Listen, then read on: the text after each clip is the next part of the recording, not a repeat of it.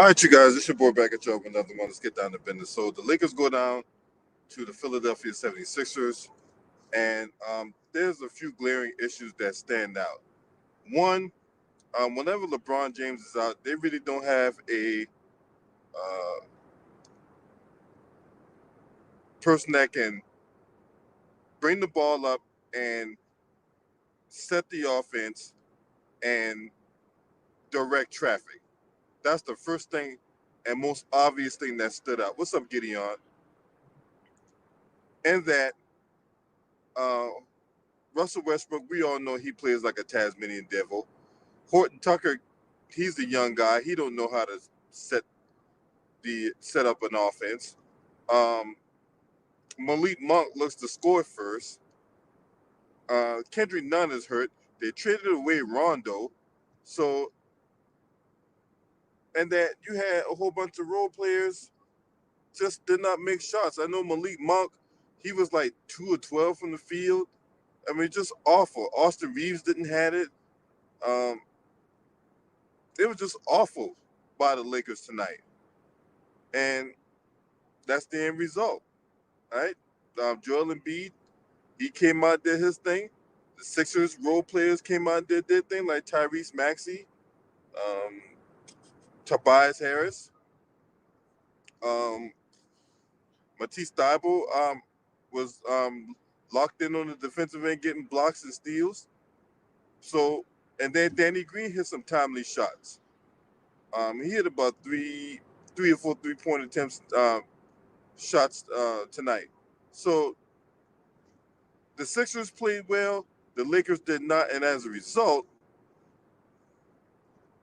you have the outcome that you have.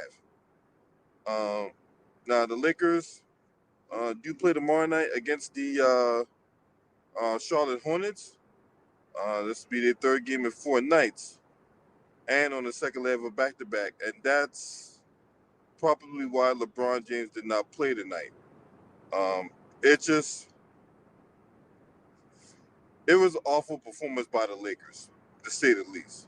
They just wasn't very good. They weren't making shots.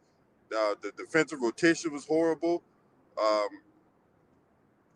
Game plan. Frank Vogel had a really good game plan going in, but towards you go towards the half and you had Melo fucking up.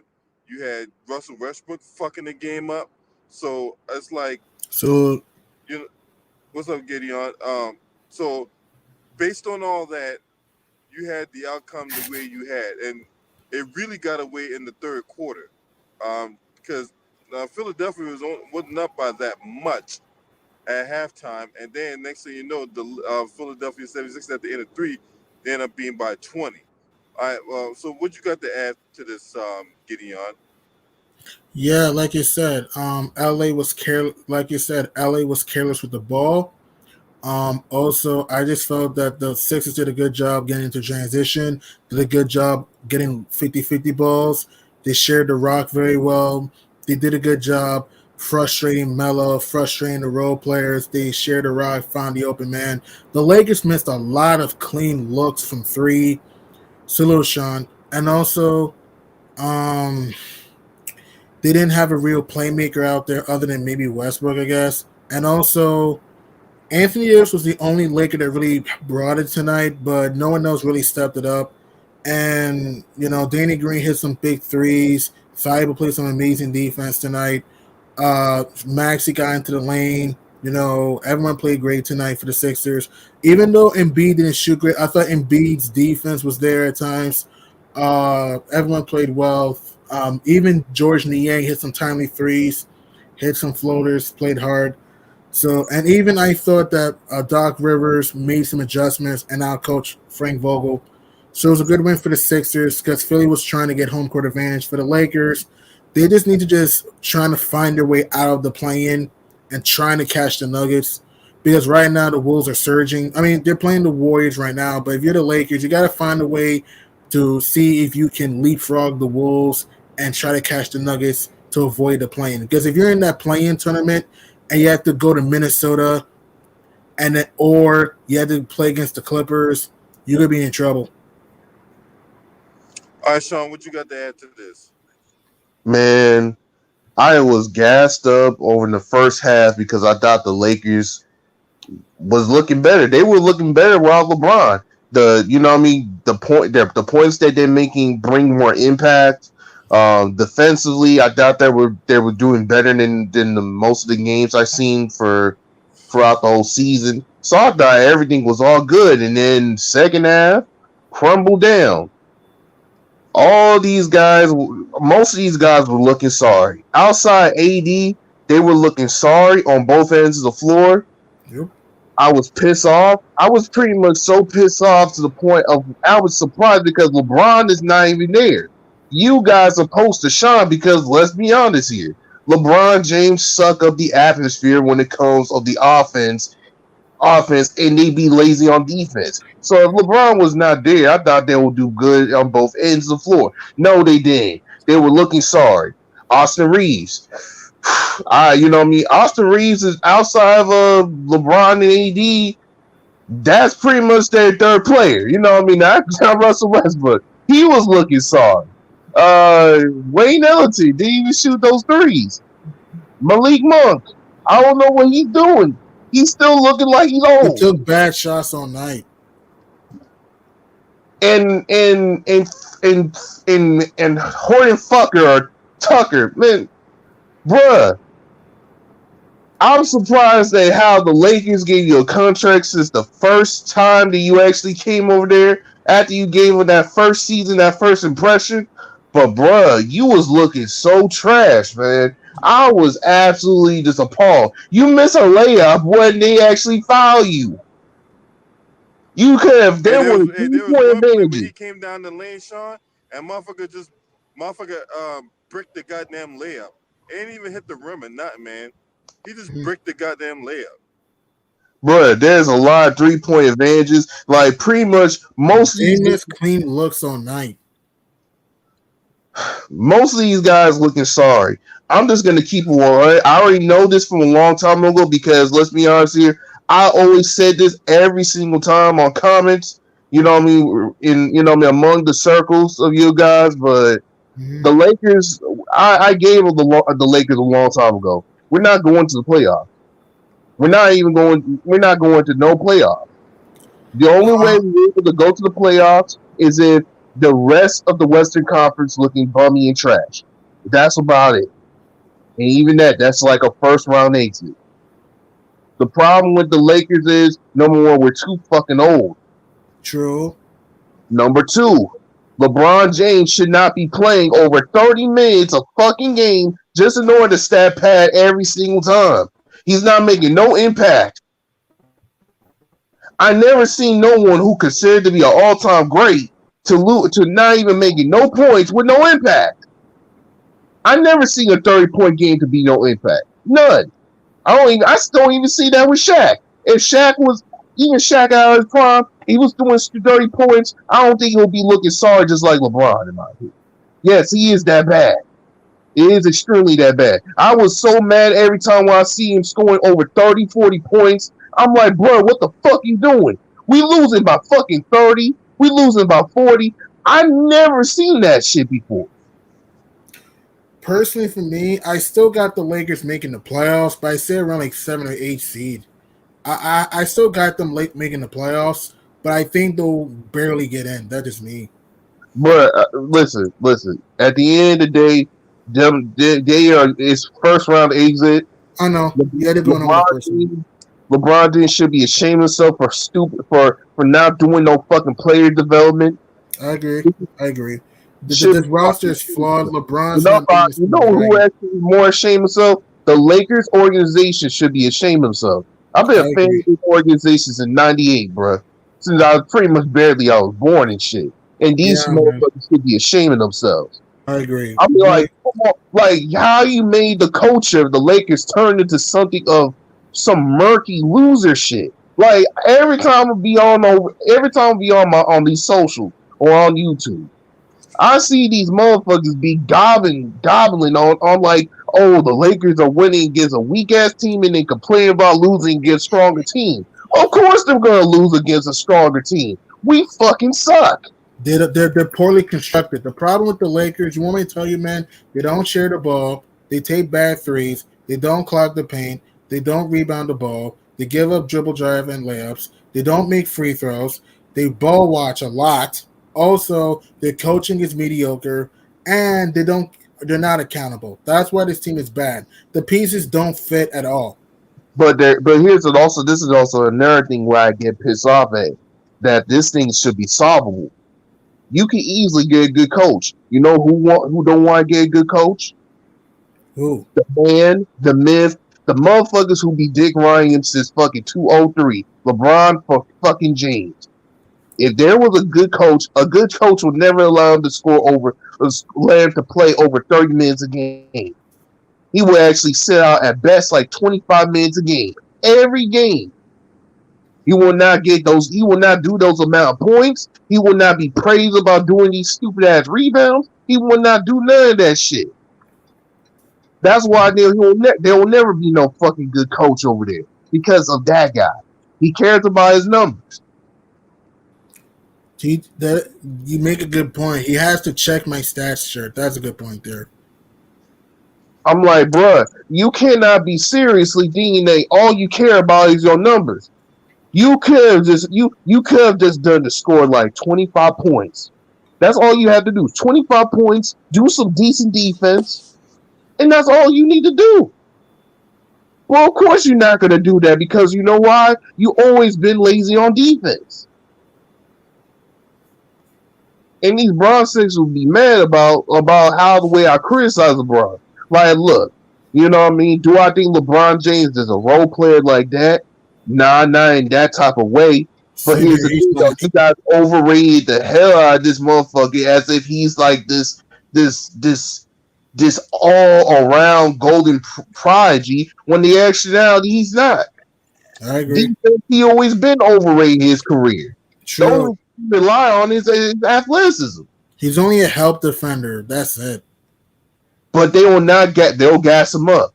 This is the thing why I hate about when it comes to talking about his statistics and all that, because all they look at is like, oh, that's a big number. The number does not reflect everything as far as performance in real life. Right. The stats don't tell the story. It's the eye test. And I warn these guys, but they'll never listen to me. But Right. anyway, let me just get on topic with the Lakers though. Pretty much like this, like the Lakers have to do is to they have to take out most older players. I personally I personally want Gene Bruss to take control of the team again, not LeBron James.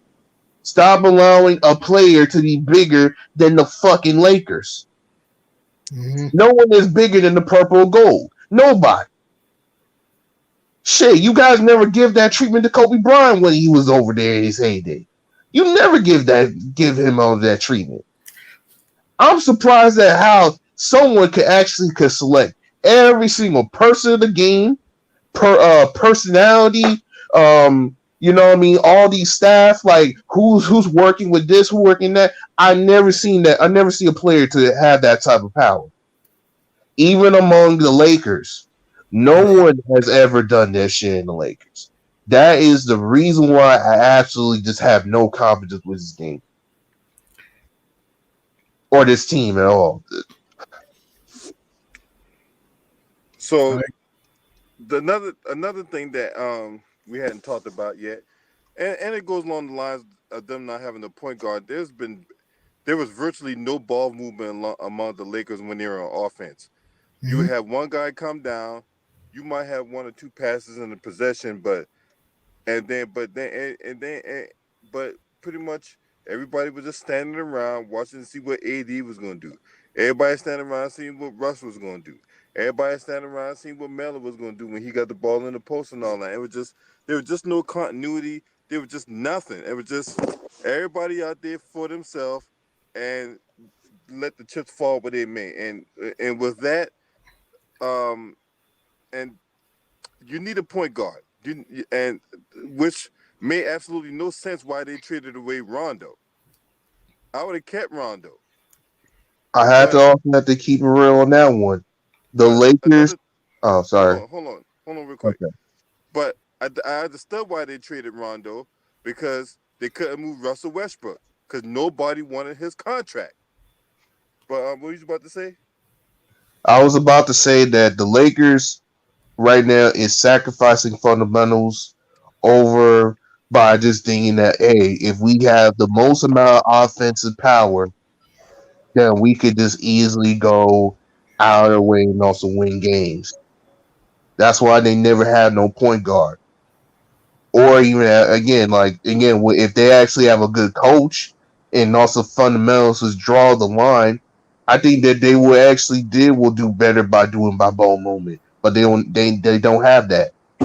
So they rely too much on, you know, on the offense more so than any other thing. And they will always going to concentrate on that because they think they can outscore anybody, which is stupid.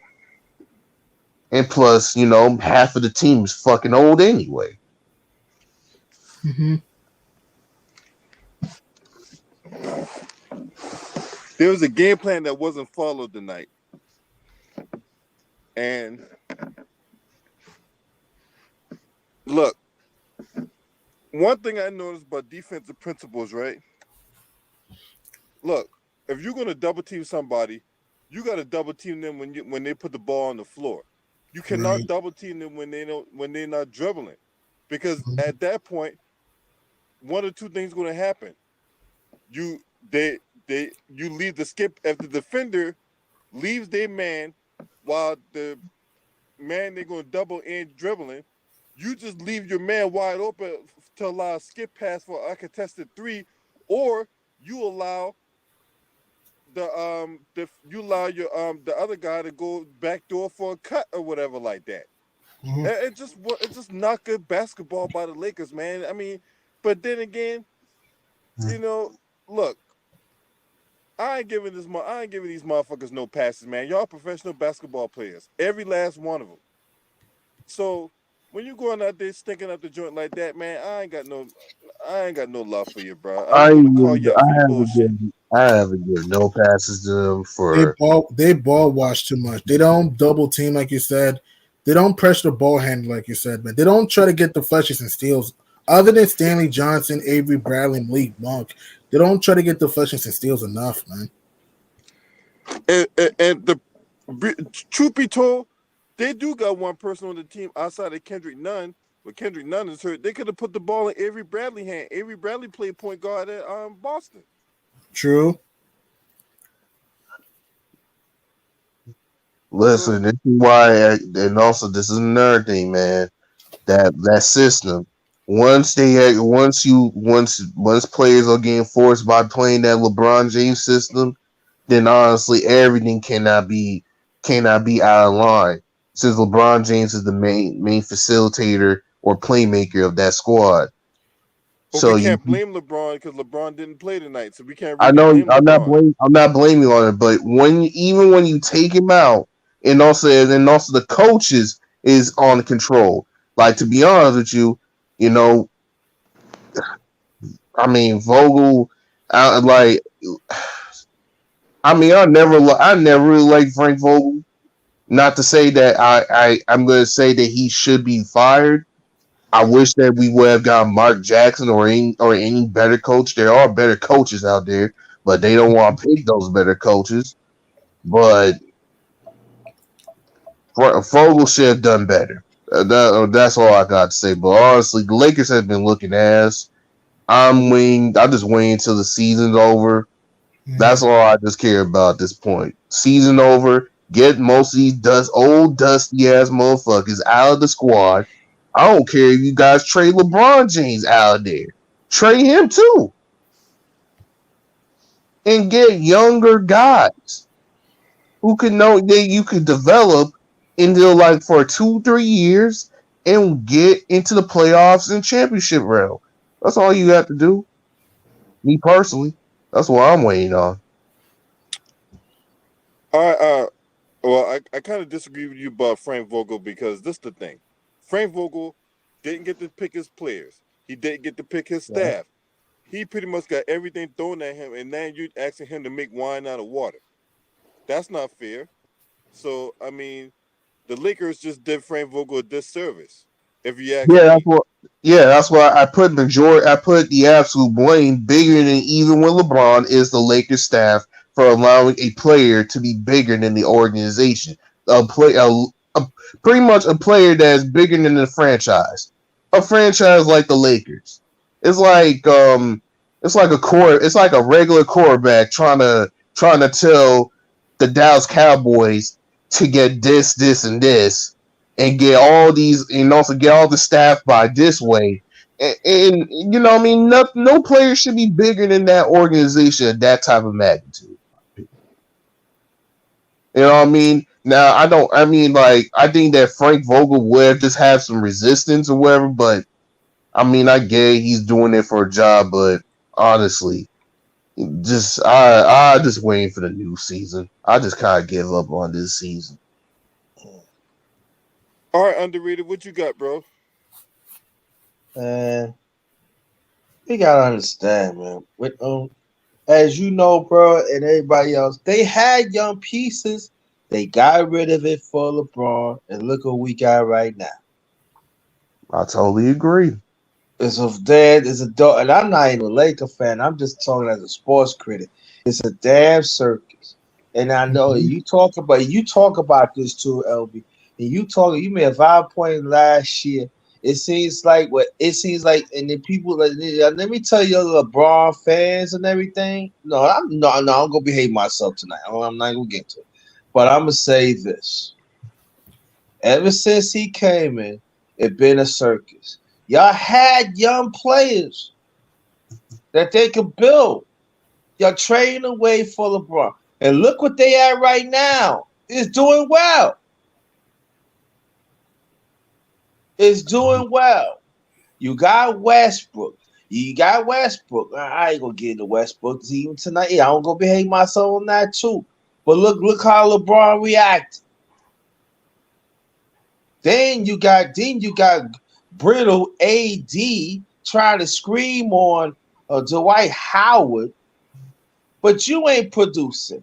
And I would Dwight Howard, I would get the hell out of there myself. Get the hell out of there and go somewhere else. It just AD for actually me, produced tonight. He dropped 31. He had 31 and 12 tonight. right.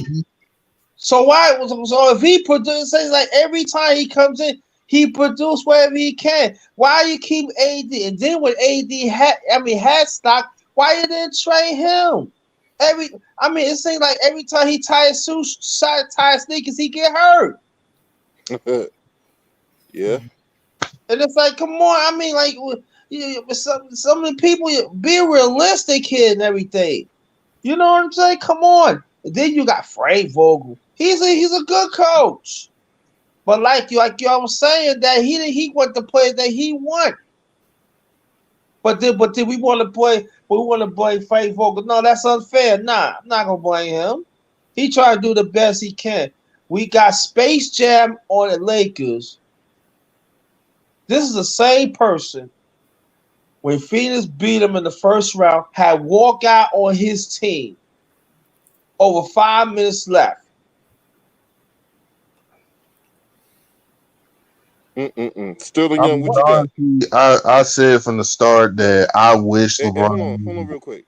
Okay. Sterling Young, what you got? Uh, Embarrassment. Definitely, it looked like a circus from that team today. From that team today. Um, didn't like it. Very embarrassing. Very embarrassing. And is that the problem is that the Lakers is that defense is so soft they don't cover much their man. They just give partly the coverage then let go because they knew Harrison is waxing hot. Why they let him go all the way? The Lakers need to work up the trend of their defense because before they talk playoff.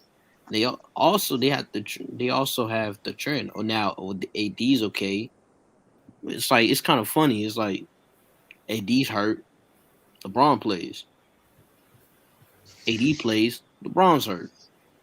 It's like it's like a juggler. It's like mixing. It's kind of acting real funny, but it doesn't bend away to full shape. I feel like they need to trade some players, the players to Mhm. get more younger.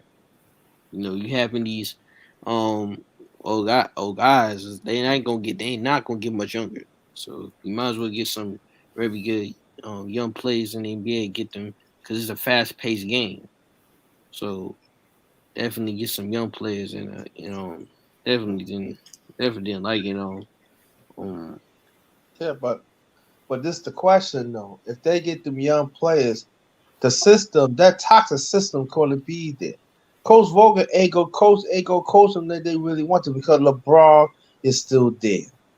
You Mhm. got mhm, middle 80s to that. So I'm saying this is the way I look. If you're gonna clean house, you just got to clean house and let Frank Vogel run his team what he wants. He's a good coach.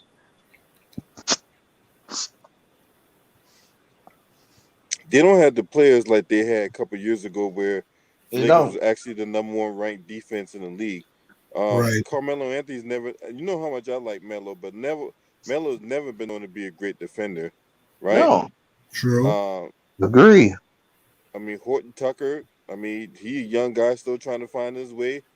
Malik Monk's never known to be a great defender. He's more of an offensive guy looking to score first.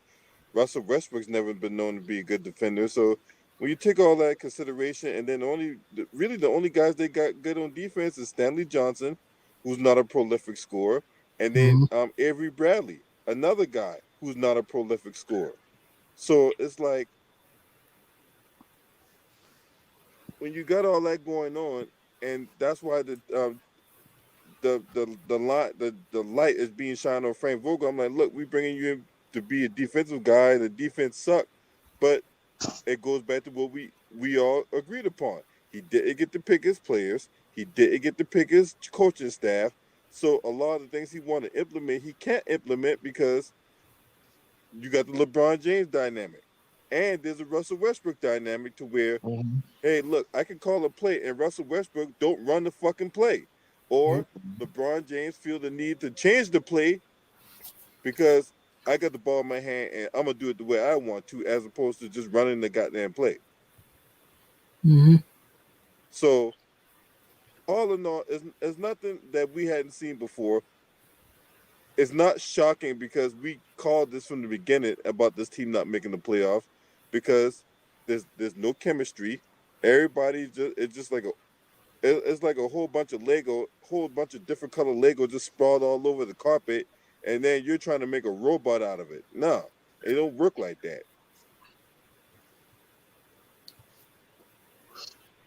mhm. I mean, made some good points. I still got the Lakers making the playoffs, but I will say this: this team, this team one needs to limit their turnovers. And another thing too, like you said, Sterling Young, they don't swarm the perimeter enough, man. They don't swarm the perimeter. And if I were the Lakers, man, against teams that cannot shoot the ball, they gotta play some zone. They gotta play some zone against teams that cannot shoot. If I were the Lakers, But the play. See, I play ball, so you gotta understand what I'm saying. When you play defense, you gotta want to play. It's an attitude. it's the effort and the attitude and the heart. They don't have that. I mean, you got Yeah. Dwight Howard. Dwight Howard is wasting away. Mm-hmm. White Only House already been old. He's Even on Minnesota, all. that's why I said no. Yeah, because Even the like T Wolves, even the T Wolves and the Cavs are a better defensive team than the Lakers. yeah, Because you know why? They hustle on defense. They move their feet. They watch the ball. They swarm their hands. They but play with their hands though and their if it feet. Yeah. was is they're younger. The only old players they had was Love, Rondo, and all them. But like mostly were young. Were young. That's why I said no. Get young players like a young center because you putting AD against putting AD on the five. He would get killed just like in that Lakers game with that Philly game with him and Embiid. Embiid was killing him in the post. At times, So, yes. and Close, then stretching out, like you stretching the can't line. sustain a playing Davis as center or play small ball all the time. They're Mm-hmm. not going to stay. They would end up. with the same win lose record at the end of the regular season when the playoff was online. So if you're gonna play like if you're gonna put that if you're gonna make that a judgment, like that's bad. That's a bad move right there. I'm not putting power forward to a center, knowing that he doesn't have moves and strength as a center. Mm. And that's the problem. You see him hurt his. You see his wrist was hurting. Mm-hmm. Yeah, I agree to that. Mm. And AD mixed it up tonight. He killed the Sixers in the post, the mid range, the three ball. He did everything he can, and he did everything he can. It's just that the Lakers just didn't have enough offense tonight. And also, like I said, they would turn over the ball, throw some lazy passes. They didn't get to the line enough. Also, the Lakers did not get to the line enough. They jacked up too many jump shots. And the problem with the Lakers, they complain to the referees too much. Also, they gotta stop complaining to the refs and play ball. I mean, yeah, I mean, I agree. I mean, we know the referees suck, but yeah, they got to move. You got to be moving, moving on from those stupid ass calls anyway. And they gotta get to the line. This team needs to get to the foul line. Yeah. Yeah, but you know, but look at Rondo. Rondo will play with the Lakers. Now he play Cleveland right now. He's happy. He even play defense now. It's a change, man. And for the last 3 years, whoever played with the Lakers, it's like when they leave, man, they play better. Look. I'm telling you, and Cleveland have a chance to move up on the playoff spots. Right. Right. Yeah. Well, 30 and 19. They won 8 out of the last 9. They're top 10 in defense. Yeah. Like look at Cal Kuzma. He doing great. He's doing very well. Right. Kuzma doing very well. You know, it just the problem was, like I said, like you gotta look at that game. Is every one of their bench players hardly ever get more than single digit points in the game in this game. It's that toxic culture, man. It's the toxic culture that LeBron. I wouldn't say it's more than the toxic coaches, but they also got to do with the players as well. How they perform. The lack of energy. The problem. The starters lack energy. They don't set the tone. The problem with the starters, they need to set the tone. I mean, sure, what tone? They're too old to set a tone. They're too old to even do defense. They even old enough to take bang game, man. Come on. True. I'm like, bruh, like it's not only just the fact that they're old that they can't even starting up the tone.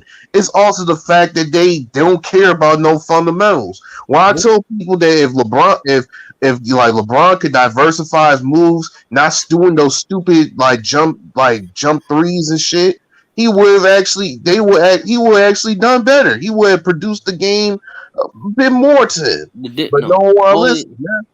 The only thing he got to do is stop playing point in plays is on play to three, and let the people. It's not going to happen. All the reason why is that he concentrates on those points. He wants those points. He wants to score 30 points a game, almost 30 points a game, just in order to get to that record. And this is why I just said, you guys bring a loser culture in this motherfucking Lakers. The Lakers never done that shit ever. If Kobe Bryant would have actually done the same shit, the Lakers would have actually told him to stop doing that. Like real spill. They would actually tell him that. That's real talk, yeah. And it's so funny that Kobe had, before he passed, he gave a whole lot to the Lakers in the years, man. When you let LeBron come in and just screw it up, and it seems like, I'm not saying y'all, but if I'm talking about the Laker lover, y'all hear nothing. We don't hear nothing from them. And they keep on spitting on that man's grave over that BS. That shit gotta stop too, man. It is disgraceful. But yeah, I'm done. You know what I mean? Not to say I'm done with this season, but I expect that the Lakers is not going to go inside in the playoffs. That's just me. I'm not confident that the Lakers will actually come back from this. I think that, Jean Buss has to. She has to do better as a fucking executive. She gotta do better. Like no one should not ransack your own entire team just in order for him to plug for his own friends fucking sports firm. Like no one wants to hear that Clutch Sports is now residing in LA and this, that, and the third. Like no one wants to hear all that shit. We want to hear the Lakers going on the like being the fourth, fifth seed, third seed, or whatever. No one want to hear about like Clutch Sports and politics and LeBron James Nation. Like this shit has become fucking atrocious in my opinion. Mm-hmm. Yeah. Mm-hmm. Well, yeah. The problem with the Lakers also, man, they just don't have unity. They just don't. It just doesn't work. The Yeah, pieces. like communicate, like you said, communication on the court and on the court and off the court. No, because you see them, they don't practice. They don't practice. They don't They don't find. practice. They don't practice. They don't find a hot hand. They do not. They don't feed a hot hand. There's times in which Malik Monk or Melo can get hot. They don't feed them, and they want to play hero ball, and that doesn't work. It doesn't work. And if they don't fix this, they're gonna be in trouble. I still think they'll make the playoffs, but if they do make the playoffs, they're going home in the first round unless changes are made. Well, I say this ain't gonna happen no time soon. It's not because I think they tapped out, right? Of the salary cap, right? I think they did. I think they did. They actually lost about more than what they actually had for years now, just in order to get two. I mean, or actually three guys: LeBron, AD, and Russ. So yeah, they tap out. And plus the fact, even before that, if it wasn't for KCP, if it wasn't for KCP being over there, they would have actually got more money. But since KCP was over there, they was losing money every year for his inconsistent ass. Right. To me, is that AD is being like Gion said, AD is being back, good and well, but that still won't make up for the glaring weaknesses they have. Cause I'm not one that's gonna pile up on just Westbrook. Because he his performance is great by any means, but it still takes a team to win. It's like I actually I think it's not only all those things we said. It's also the health, the consistently. Because when you hear about the Lakers, you hear them. Someone's getting hurt. Someone's getting injured from that team. Ego problems. And even no, but I feel like it wasn't. I said not mostly on the coach's fault, but with so many guys in, he struggles. Gathering a good lineup. He consistently used. That's why I said consistently because now he's one of those choosing to play Westbrook all the time. But Vogel proved he could win with the Lakers before in these last 2 years. He was struggling with all the injuries. I don't really think it's his fault, but they still getting. But all right, I understand what you're saying, bro. But this one I'm saying, AD said he want to be one of the leaders of the team. That comes with lead. You lead. Okay, then who's the 1-2 punch? Who's the duo? LeBron and AD, right? It has to be LeBron and AD, pretty much. Okay, we see LeBron. Okay, boom. But look at AD. AD played one game now. Before AD played that one game, he was dealing with injuries. He's in and out of injuries. Mm-hmm. I mean, even if both of them were in, they were still losing games. That's true. They were still getting when they work. But I'm saying duos. That's the point. Forget about the win. Like the duo. Like LeBron, but they were still getting smacked. You see LeBron scoring points. Where's AD? He's been hurt injuries. That's why. I mean, yeah, but Sterling when they work. That's why Gideon. We said when we said the leadership. Where's the leadership between these two guys? Why is LeBron not bringing the leadership with these? There is no leadership with this team right now. No leadership. There's no leadership. It's not. There's no accountability. I should say with this team. There's no accountability. Answer right there. No accountability. And also the problem with this team is egos. Thank you.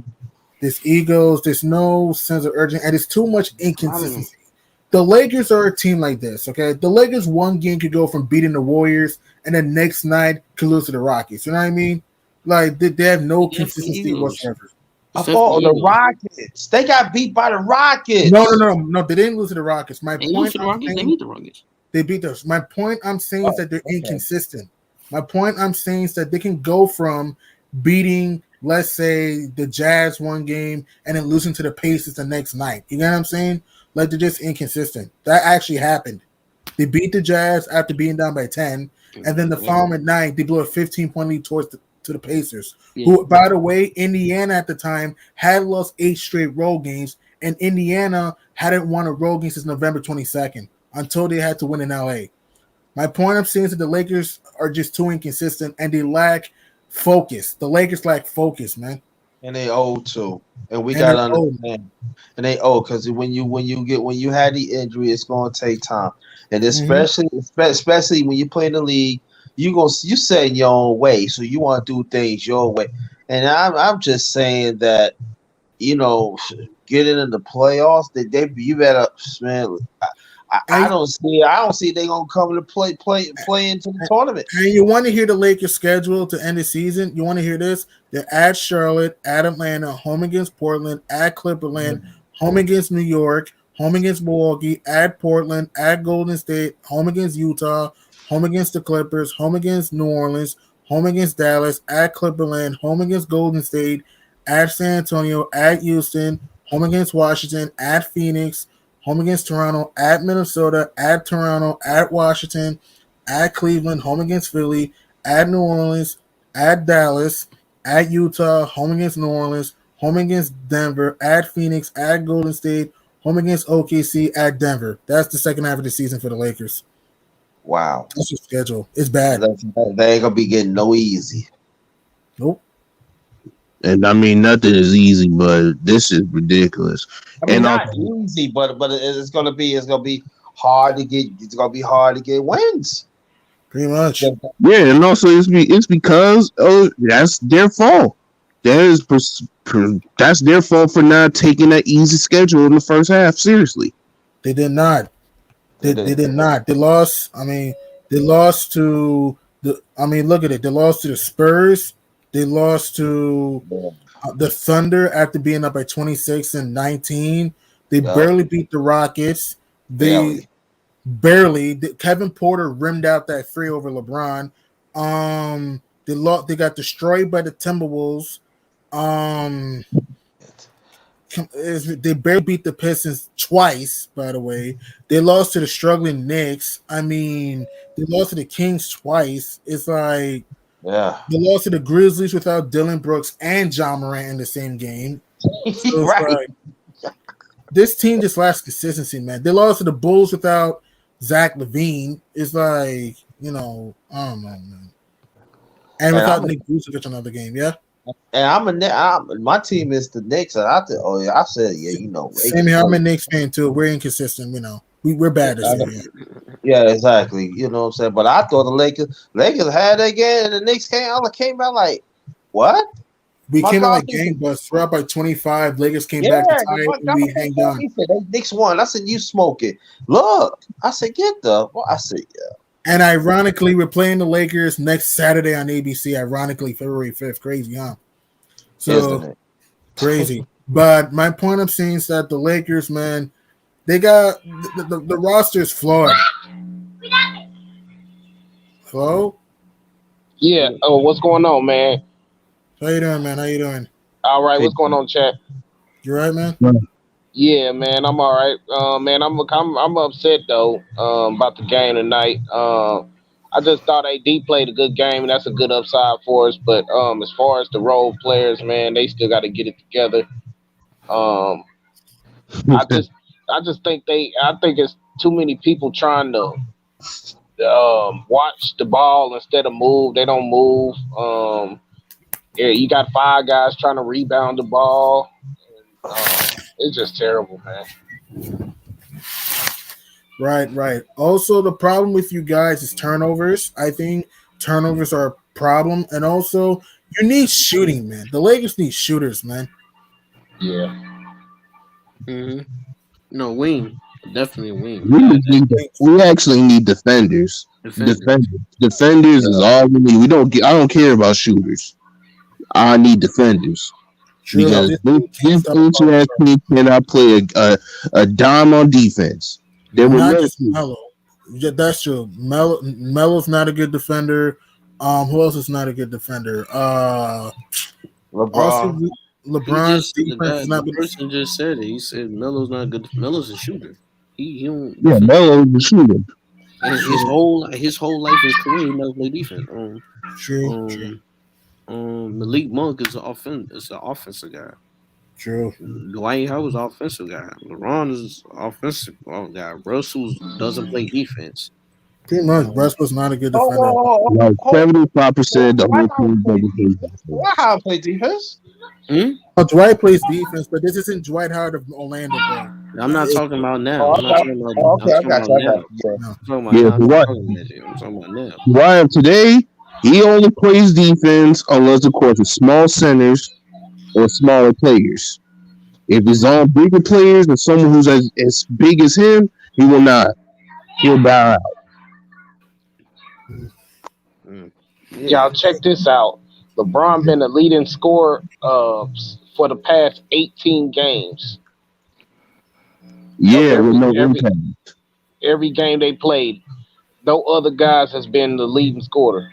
I know Davis was out, but besides him, no other guys has been a leading scorer in any games in the last 18 games. Yeah, That's because sad. he's stat pad. The That's dude's sad. stat pad every game. It's crazy. And he got to have the ball all the time. mhm. He's. They said that he close to break Kareem record, so he's going for the record. And that's why I hate that motherfucker. Why the fuck you care about breaking records? You should be breaking this team to playoffs. No Yeah, one cares about your And this stats. team's ninth seed. That actually is crazy. You know what's sad? The Clippers don't have Kawhi and PG and in the eighth seed. That's actually sad. Like no But, one but, cares but, about but your he always been like that. What's the? Well, I mean, I'm not saying yo, but he always do. He always been like that. What's new? I mean, I know he always been like that, but I doubt he will do. He will not. He will know better. No one cares about your stats. Mm-hmm. yeah, stat chasing ain't gonna get us no ring. Right. I And like think. go ahead. You're I'm sorry. 37 and you No, still go ahead, keep Dan. Go record. ahead, Don. I was sorry, bro. I'm just saying. I like it. His assists been down, man. I kind of liked it when he was a facilitator more than a. I last year, like last year, we was like LeBron, be aggressive, be aggressive, be aggressive. But now that he's aggressive, it's like, man, his assists been going down, and yeah, and that's what it is that he's chasing that goal. I Mm. wouldn't say that he's aggressive. My beg my pardon, but I wouldn't say this season he's more aggressive. I think he knows that, you know what I mean, he has excuses. He has excuses now that, you know what I mean, that since, you know, this team is not doing great, it's going to be a good enough excuse for me to concentrate on breaking records instead of helping this team to get on shape because, hey, the media is still going to be riding on my dick all the time. That my fans will be riding on my dick all the time. They know that Russell sucks. You know, he's Russell Westbrook, right? Like he's Westbrook, you know, and also AD. He's becoming inconsistent for the past since last season. So hey, I have no excuses to stat pad, and I don't like that shit. I just don't like this shit not one bit. This dude, okay. All you guys have witnessed all-time greats before. Have you seen an all-time great who scored over 30 points with no impact? Nope. I'm just asking all y'all. Have you guys seen it? Have No, you seen someone who scored 30 points without no impact? Nope. Magic? no. I'm not going to say Jordan, Hakeem. I mean, we don't even need to talk about like them. Well, Shit. Davis used to be like this when he was scoring. When he was going off in New Orleans, he was scoring 40, and they was still bad. They was bad. Yeah, but the difference is that, you know what I mean, with Davis probably doesn't really have that many, like, you know, he probably don't have a like decent good enough role players. Yeah, The yeah, difference is that LeBron James got a unit where he got Hall of Famers who actually are very specialized when it comes to this, that, and the third. But unfortunately, he knows that those guys are old. So when he score, he's not scoring for the fact that he's doing it for the team. He's doing it for himself. yeah. What y'all think about Wayne Ellington not playing? His minutes getting taken away. I He's think he a good old. shooter. He's He good. old. He's old. He doesn't do no defense. His And shooting is he's inconsistent. inconsistent. He's inconsistent, man. I think that's He's what it way is. too. When you said defense, I think Frank Vogel don't like his defense that much.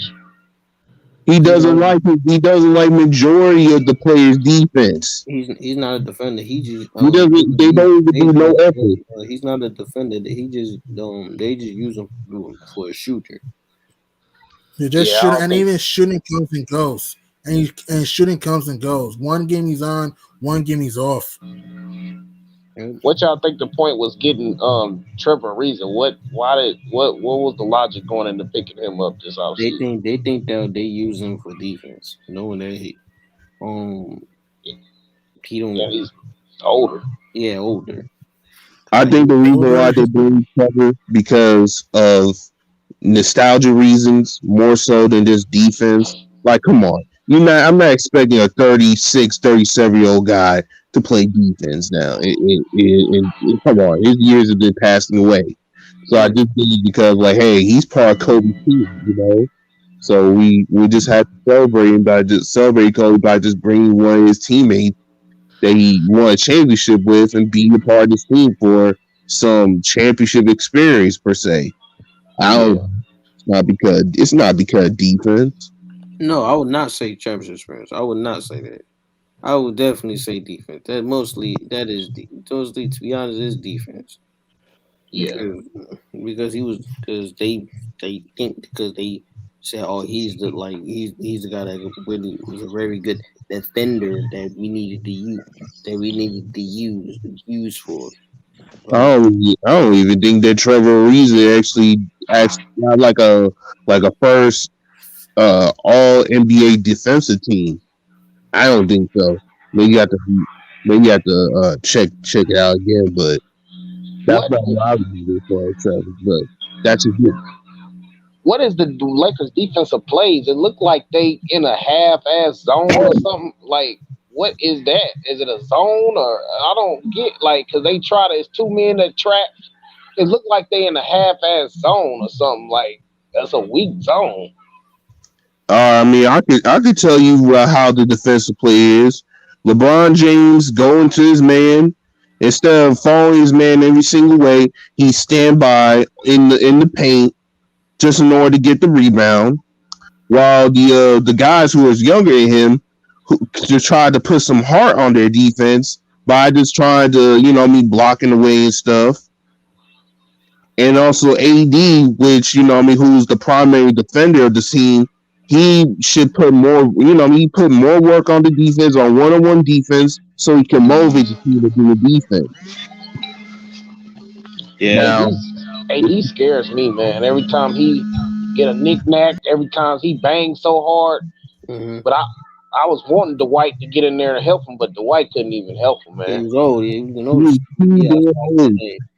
he, Like he, center, he, he, the booty. you need that young center, that young athletic center that can help AD off. Yeah. He's second Superman Dwight Howard. This is the booty doing Dwight So Howard. do y'all think McGee was a big disappointment of leaving, giving him up? Do you think Hell yeah, McGee? I definitely. think McGee will solve a lot of problems with a lot of that interior. I think when we lost McGee, that was bad. Hell yeah, definitely was. Yeah, Yeah, you lost it was protection, You taking disappointing. low lost a big guy. lobs. You Yeah, lost a big guy. That's a defender. I and a think pick and roll everybody guy say, too. yep. Everybody say Caruso. Everybody say Caruso, and what was his name? Caldwell Pope and Kuzma was a bad Oh, loss. KCP? Nah, KCP should have been out of here a long time ago. But I He's think, lucky. yep, you're right, bro. He's lucky that 2020 finals finals performance he did was looking solid because if it wasn't there, he would have been. I wish he was out there a long time ago. People would have said fuck KCP. Everyone knows that KCP was trash for years. Yeah, he didn't turn it up until the playoffs and a little bit deep in when they got to. And because of when he's LeBron's boy, you know what I mean? He's a Yeah, part of that camp. So of course he got turned up and not make himself. He trying to make himself look good and make his boy look good. yep. Yeah, KCP would have been out of here. As far as like JaVale McGee, I have to agree with that. JaVale McGee, even though he be on Shaq on a full time, but he actually did improve himself on defense. He I actually think that improved was our himself biggest on loss, bro. I think that was our biggest loss, really. When everybody look over there, I think that's our biggest loss is JaVale McGee. Because if we can control with AD and JaVale McGee, and we can control the interior, then the boys they won't. Then all they can focus on is guarding the people on the perimeter. They don't have to worry about people getting by 'em. Yeah, we lack a lot of size. That's pretty much what it is. We lack a lot of size now. Mm-hmm. But regardless, though, even if there's size over there, I still think this team is still not going to be all that. I'm just going to keep it real. The age triumphs all that size, all that mass, and there's nothing you can do about it. Mm-hmm. Well, that team in 2020 wasn't that young. That was an old team. Yeah, but the thing is that they had the size. The reason why they Yep, won, they size. won. Yeah, it's the size. It is the size. McGee, 80, and Howard. Yeah. It's not because like they did some defensive skill like the Detroit Pistons back in '04. You also It's had just Danny their Green for size. D, They Rondo had for the D, size and Caruso the for D, paint. KCP for D. They had that size. I think, but JaVale McGee was a big loss. Big loss, yeah. And also you had playmaking too. LeBron playmaker, Rondo playmaker, Caruso playmaker here and there. Yeah, playmakers too. And I think JaVale McGee lifted Dwight. He made Dwight play better. Mm-hmm. Yeah. When Dwight when JaVale McGee was there, Dwight was playing a lot better than he is now. He was because JaVale McGee was getting most of the minutes, so it inspired him to play better when McGee was lifting his play in the interior. Mm-hmm. I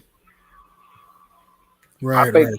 I think that size helps because if they ain't got nowhere to run to, now we can Yeah, just focus on the perimeter. We can focus on guarding guys on the perimeter. We ain't got to worry about guys getting by because you ain't finna dunk on AD and McGee down there. pretty much. They was scared to go to the paint. They was scared to take us in the paint. 2020. Mm-hmm. I thought Montrezl Harrell wasn't even enough to replace McGee. Yeah, Montrezl was more of an athletic big, but he was not a defender. Yeah, Yeah, I think yeah, McGee was a big loss.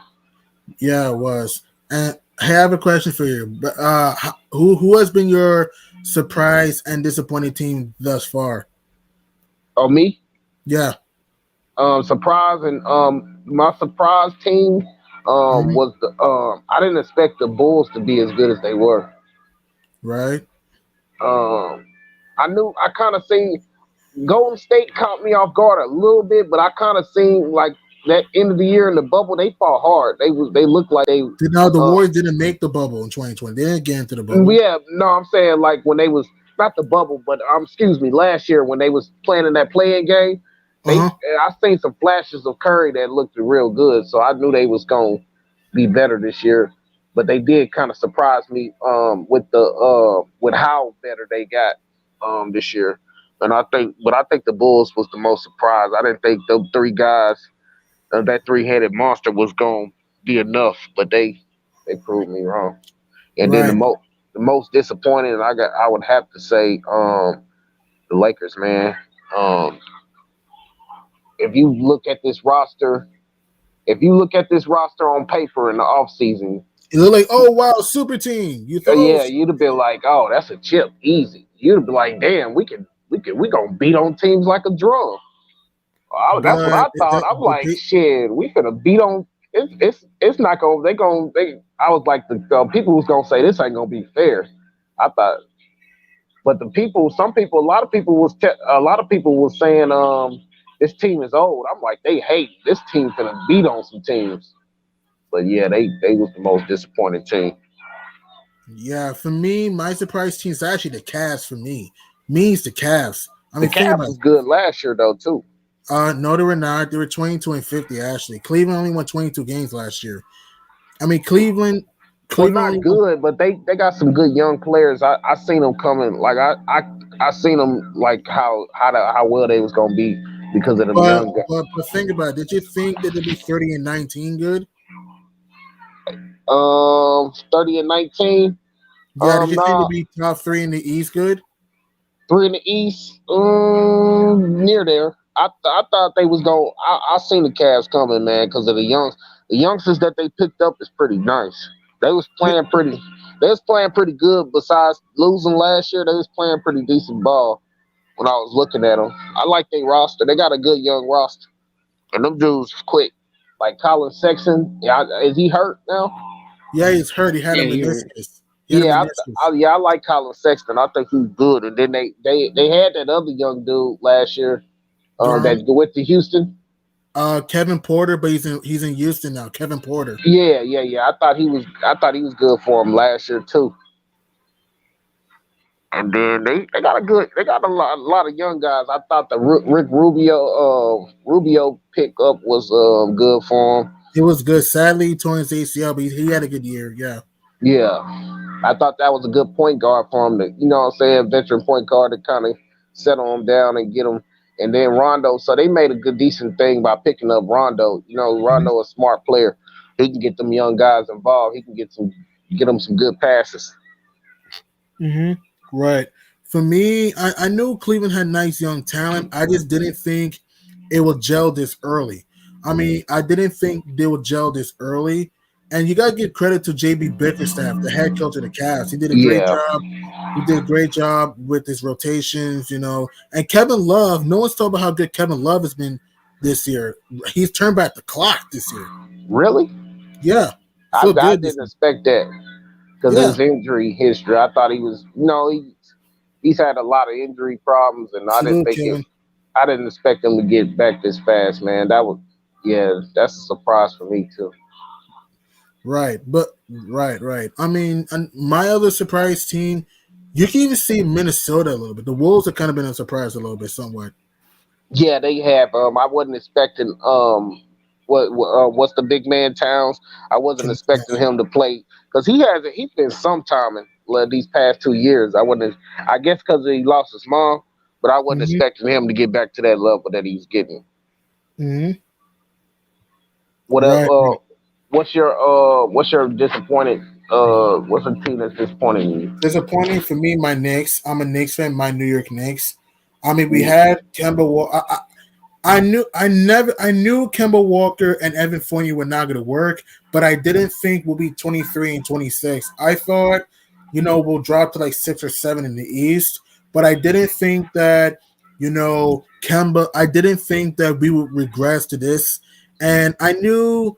Even though I knew Randall would regress, I didn't think he would regress into this into I didn't think that Randall would complain about the fans. I didn't think that Randall would regress. I didn't think that Julius Randall would, you know, not appreciate what he did. You get what I'm saying. I didn't Yeah, think that Randall would not step up his game, and that's why we've been disappointing. RJ Barrett's improving, which I like, but my problem is that Thibodeau's stubborn, doesn't make the right rotations. he's Also, a I don't like the way our front office has made the. I don't like the way our front office built our team this year. Also, we don't. Our starters have started off slow. Kemba Walker, Evan Fournier don't fit. Kemba is just a scorer, but he doesn't defend. Fournier is just a scorer, doesn't defend. Our bench always had to save us every freaking time. And another reason why we're struggling, we're just trash at home. We're 12 and 14 at MSG. Last year we went 25 and 11 at home. This year we're 12 and 14 at home. which is embarrassing. And we're a bad third quarter team. And another reason why we're just bad is like we have no leader. I'm a Knicks fan. We have no leader this year. We have no leadership at all, and also we're not using our young guns. We don't play Miles McBride a lot. We don't use a lot of Quinn Grimes. We don't play Jericho Sims enough. And another reason why I think New York is struggling this year, we just don't utilize a young talent. We don't utilize the full potential of Obi Toppin. And like I said, Julius Randle's regressed, man. Like he doesn't utilize his full potential like he did last year, you know? Right. So, do you think Kimber Walker is still that guy? That's my thing. I don't think he's still that guy. He's not that guy. He's not. His knees, he's getting old. He's not that guy anymore. Yeah, You, he's you, not. you're not. You have Nick fans saying that, oh, he's the old Charlotte Kemba. He's not. Well, Like, Charlotte burnt him out. Really, he did all that. He carried that team for years, and I think mhm. that's a lot of that's catching up to his career. And he's getting old too. Like Charlotte, remember he had to create his own shot, do everything for that team. This is Kemba Walker. He's still a good player, but this isn't Charlotte Kemba in which he can penetrate to the rack, do circus shots and all of that. That Charlotte Kemba is gone. He's an older version, and he has more knee injuries now. And Evan Fournier, I'm sorry, Evan Fournier doesn't move the needle for me. He's too inconsistent, man. Yeah. See, New York's problem is they try to get something that's box office. They just need more than win games. They focus on getting something in there that's sexy for New York. You know what I'm Mhm. saying? I They try to get old, sexy players like Kimball Walker that was, that they think that's gonna be box office, and they just need to rebuild, man. Yeah, man. I think I do like RJ Barrett. I do like that kid a lot. I think he's gonna be good going in the future. I think Me they need too. to I think they need to hold on to him I and agree. build around him and get rid of those other guys, man. And I do think Julius Randle, they do need to keep him too. He's aggressive. I When he's agree. in his zone, he can get to the paint when he wants to. I agree, man. I understand. I agree. I know Randall's struggling this year, but Randall is still a good player. He can still pass. He can still hit the mid range. He can still hit the three. He just needs to learn to stop being egotistical and just needs to learn to, play his game. Just don't turn the ball over, bang in the post. Last year, Randall knew his strengths, though. Just play your game. If I were Randall, find your strengths. Play inside out basketball. Don't try to I know he's a perimeter player. I understand that. But last year he mixed it up. Try to mix it up again this year. Don't try to do too much though. Know when to pass. Know when to score. If he can Do, do that, he'll be fine. Yep. do you think that was a good move by trading away Chris Porzingis? Kristaps Porzingis, I don't mind the trade. I like Porzingis, man, but I didn't mind the trade. I mean, I miss KP because he can stretch the floor. He's athletic. But my problem with KP that he was injury prone, but I didn't mind it. You? I thought it was I thought it was a good move, but it just seems like I thought it was a good move at first for him to move along with him because something had to change. But now that I'm seeing him in over in the Mavericks, it seemed like he's a little more healthier than he was in New York. Hmm. Don't it seem like he played more? Seemed like Luca been out more than him. I can't disagree with that. I can't disagree with that last part though. If you talk about this season, you may have a point, but if you talk about years past, it's kind of if you talk about this season, Yeah, this season. KP has been more healthy than Luca. You can make a case, but years past, Luca's been more healthy than KP. Right. Yeah. And that's what it seemed like. Like I think New York need to just trust the draft, man, and just you're right. Play the young players, trust the draft. Um, Golden State do it. I don't understand why people don't take a page out of Golden State's book. Mhm. They've been trusting their young guys to do it. I don't care. You don't have to have a real super squad to win games. If you can draft right, you can win games. Really, the game, you need good 3-point shooters, wings, long wing defenders that can defend. If you Mhm. can go in the draft and focus on that, okay, you got your big man. As long as you got your size or whatever, you need big man. But if you can just get wing defenders, the guys that can shoot, that's long, that's arms is long, they can defend. That's what I think the focus on in today's NBA. Right, right, right. And if Hey, you do get a center that can shoot and switch. right, man. Right. That's true, man. Hey, as of right now, who is your MVP as of right now? MVP in the league as of right now. As of right now, yeah. Hmm. MVP as of right now. Who is probably go to Joel Embiid, man, because they when I looked at, I didn't know until the game came on by the stats that they put. They said this man is averaging 40 something, over a little over 40 points a game. That's that's a monster. That's good. Hmm. He's averaging 40 points a game. No, he's not averaging 40. No, he's averaging around like close to 30, and he's shooting almost 40% from three, That's crashing the good for a glass. big man. That's mhm. 40% as a big man. Damn, that's good. Yeah, I think Joel Embiid is the MVP. And then they still got a good record, and then you don't have Ben Simmons, and they still a good team. Yeah, I Mhm. think he could make an MVP. Oh no, no, let me put him on the back burner.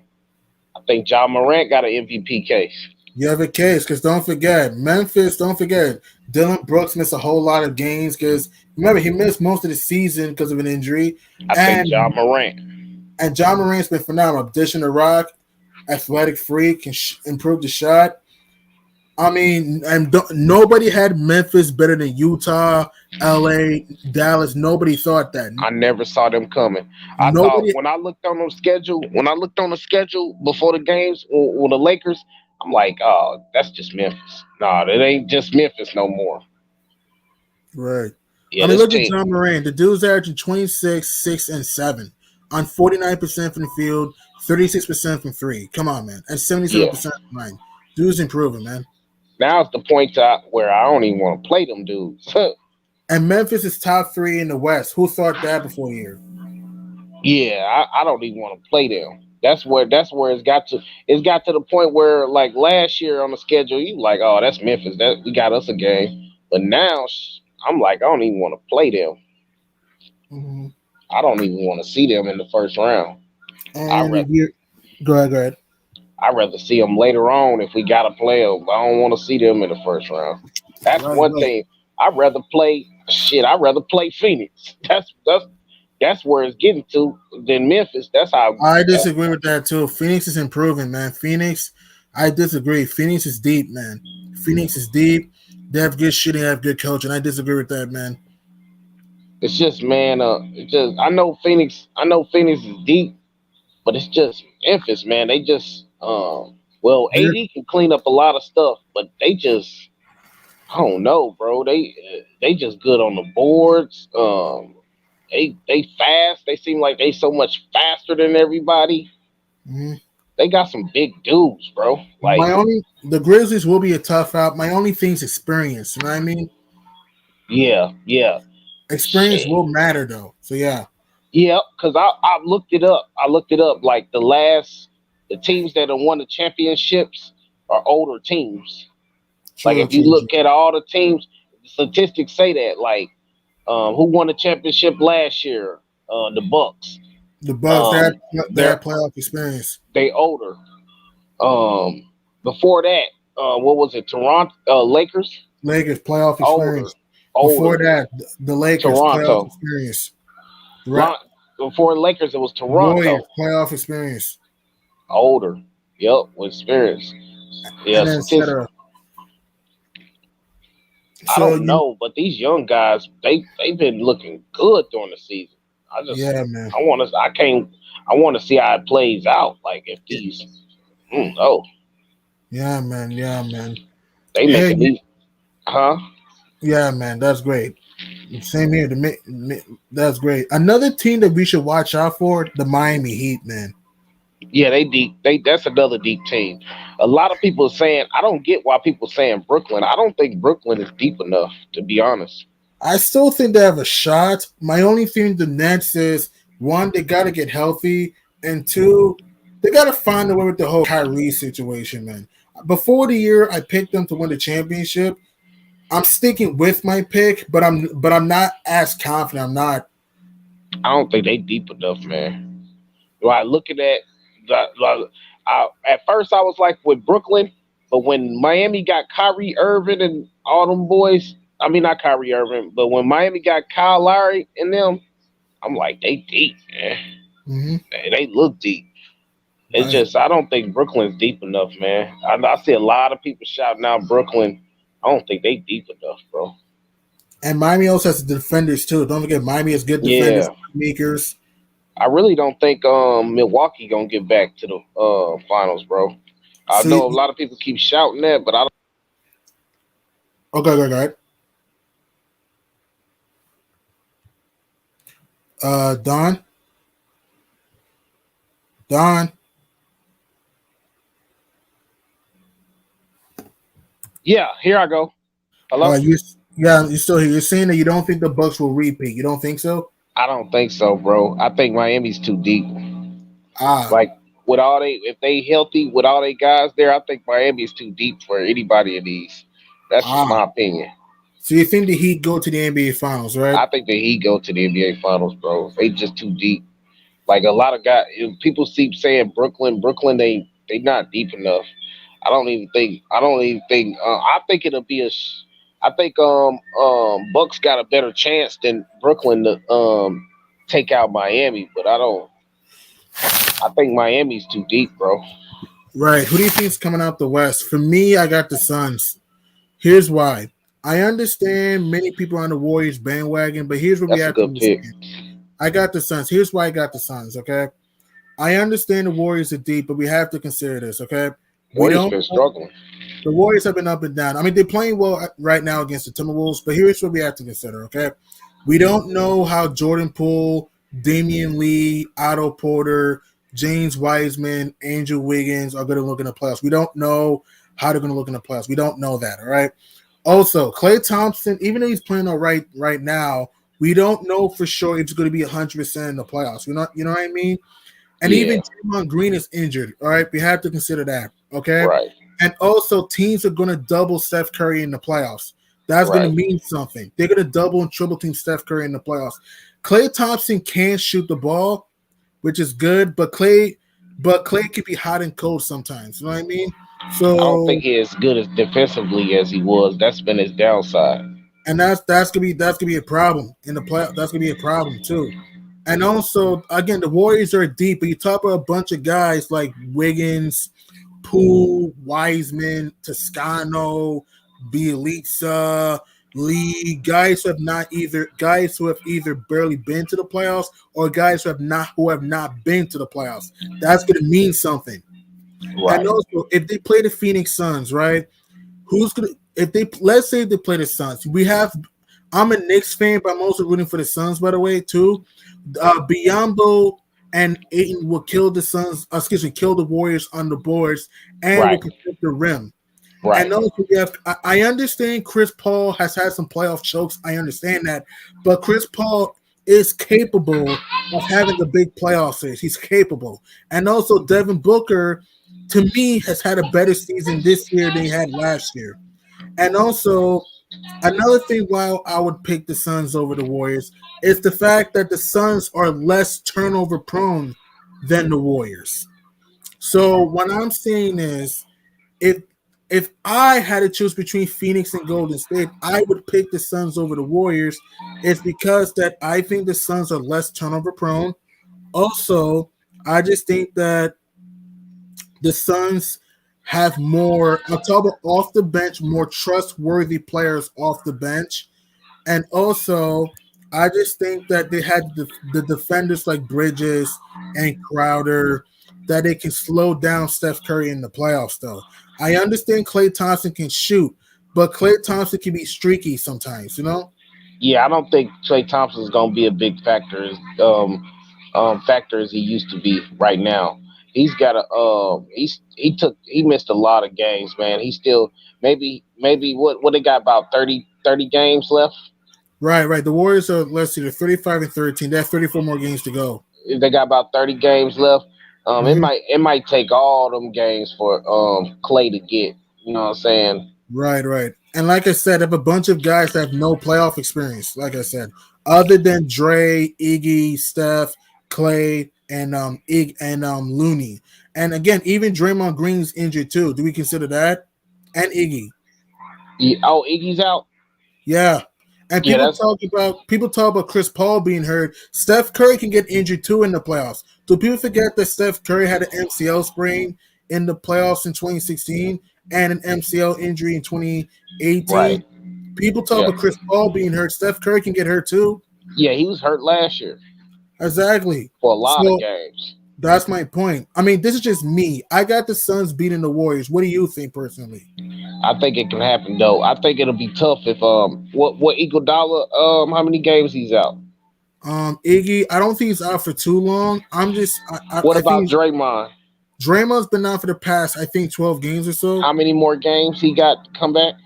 I think depends. He's gonna be out for the next like 2 weeks, I think. Okay, and I think the Suns can got an edge over him, a slight edge over him, but I don't think it's gonna be easy for the Suns because of the fact of those two guys, what they could do when you bring Draymond and Iggy back. Iggy is a guy that's big. He can bang and rebound with some of those bigger guys that the Suns, but the Suns is bigger. I get you on that one. But the question mark about the Warriors for them to get over the hump is Wiseman. What's up with Wiseman? Is he gonna get Meniscus, that? meniscus injury. We don't know how he's gonna look from his injury though, Yeah. and So also they we don't know how he's gonna look in the playoffs too. Yeah. right, and he's still young too, huh? Mm-hmm. He haven't went on a playoff run with him yet. So yeah, that's kind of scary. And then the Suns, I really do think the Suns could have won that championship last year. They Mm-hmm. just made a few mistakes Right. that cost them the They championship. did. Lack of rebounding, also lack of smart play calling. Because Another reason why this. Let's go ahead, man. I really thought they was the aggressor starting that series last year. They was the aggressor, They but were. but they made some mistakes that got Giannis going. So Giannis became the aggressor, He and was once young he and became the aggressive. aggressor, it was over with. And also, Chris Middleton picked the spots. He killed us in the mid range. And also, another reason why the Bucks won the championship, Drew Holiday was physical with Devin Booker and Chris Paul. And also, Giannis and Brooke Lopez killed Aiden in the paint. And the Bucks role players outplayed the Suns role players last year. And that's why the Bucks are the champions. My finals pick for me, I got the Suns and the Nets. That's just me. What as of right now, Don? What is your finals pick as of right now? I know it's early, but as of right now, what is your NBA finals pick? I mean, I would like to see the Lakers there, but the two teams that's gonna battle it off, I'm gonna have to agree with you on the Suns, man. I think the Suns gonna be there again. Um, and then I think the Eastern Conference is gonna be a change. It won't be a rematch like it was last year. It's gonna be the Miami Heat there. Right. I think the Miami Heat is just too deep, man. People is overlooking them how deep they are. Look, Mm-hmm. you got Tyler Hero coming off the Mm-hmm. bench. The deep, Come man. on, Yeah. man. Come on, In man. range, attacking the rim. Duncan Robinson. I know he's struggling this year, but he's starting to pick it up. Can space the floor, and even hitting You don't floaters want to too. leave him open Bam at all. Adebayo can pass as a big, can hit the mid range, underrated defender. You have PG Tucker can hit the three at the corner, bloodhound on defense. And You also, where did PJ Tucker come from? he used to play for the Suns, ironically, and No, I'm then talking about PJ Tucker last year. Where did he come from? Bucks from the Bucks. See, they gave up. They gave up PJ Tucker. I think he was a good defender for them. So they had to give him up. So they look, he's playing in Miami now. They got a defender, and he's been shooting the ball better. I don't think he was shooting the ball last year well with Milwaukee, but I think he's been shooting the ball better in the Miami He, system. and also he loves the corner three, and he, like I said, he's a bloodhound on the defensive end, and he can be physical. Right, And also, don't forget, yes, Marquise Morris, who's been to the finals with you guys. You also have Kyle Lowry, who we're not talking about, man. playmaker, who can dish the rock, who can create on shot, who can uh who can hit the three, Who and is who can Milwaukee's point guard last year Drew Holiday. this year? Who is their point guard? Drew Holiday still? It's Drew Holiday / Dante DiVincenzo. Okay, I like Chenzo though. That's a guy that they that's a guy. Is Lopez back? No, Lopez is still out. In fact, Lopez has not played since opening night. Okay, that's gonna be a problem for him. I like Chenzo though. That's a good 3-point shooter that they got against Miami. He can give Miami a problem. That's a dude that can give Miami a problem if he's open. Mm-hmm. Chenzo, Middleton's good, and so they haven't. I think so. How long is Brooke Lopez gonna be out? That's gonna be the problem. It's gonna take him a while because Brook Lopez has not played since opening night against the Nets because he had the back injury. So it's gonna take him a while. Yeah, it's gonna be a problem for him. Like with Lopez, them dudes is banged up, man. Um, Yeah. it took man they banged up from last year. It was a long season for them last year, Mm. and then the Suns stayed healthy, so that's the difference maker. And Miami, The my Suns are not even healthy neither. I want to throw this out. Phoenix is not healthy. DeAndre Ayton is banged up. Booker had some injuries. We're not even healthy. Cameron Payne's missed games. Jay Crowder missed games. We're just overcoming our injuries. We're not healthy. oh okay, so you're a Suns fan. I'm a Knicks fan and rooting for the Suns. Okay, yeah, yeah. I think the Suns got some upside though. They I think they got some experience and they got some size over like you were saying over Golden State. Mhm. Golden State got a lot of young guys, and like you said, they don't. I don't know if they can match up with the experience level. That's why the Suns don't make as many mistakes Uh-huh. Right. because of they played in big moments. And that's my point. And also, and don't forget too, I understand Chris Paul chokes in the playoffs. I understand that. But remember, Dirk Nowitzki was a choker in the playoffs before 2011, but he got it done in 2011. So why can't CP3 this year? I think the Suns. Yeah, that was a big part of why the Suns couldn't get the job done is because of CP3. Long as he, as long as they depend on him, they still count on him Mhm. and keep the confidence in him. See, they kept the confidence in him. They brought him back. I think he gonna Mhm. get the job done. But I think, like I was saying, the Suns was the aggressor last year. I thought they was the aggressor coming into the series, but Mhm. when they stopped, it's like when things don't go well. Like that's what a lot of teams' problems is. That's where you teams don't understand. You can be the aggressor all season. You can win all these games, but when you face adversity, I don't think the Suns faced adversity well last year. Like when they got hit, when they Yeah, when they was the ones that got punched in the mouth, it's like they couldn't come back from it. I agree. I agree. The problem also why is that Monty Williams didn't make the proper adjustments. I felt Booker was playing hero ball at times. I felt Chris Paul was being careless, and usually Chris Paul's not careless with the ball, but he was. I felt DeAndre Ayton was soft in the finals, missing layups, and I just felt that again, I'm a Knicks fan, but I'm rooting for the Suns. By the way, also, which you notice, I'm a Knicks fan. Like I said, damn, I'm rooting for the Suns too. But another reason why Phoenix lost too, they just lacked a front line.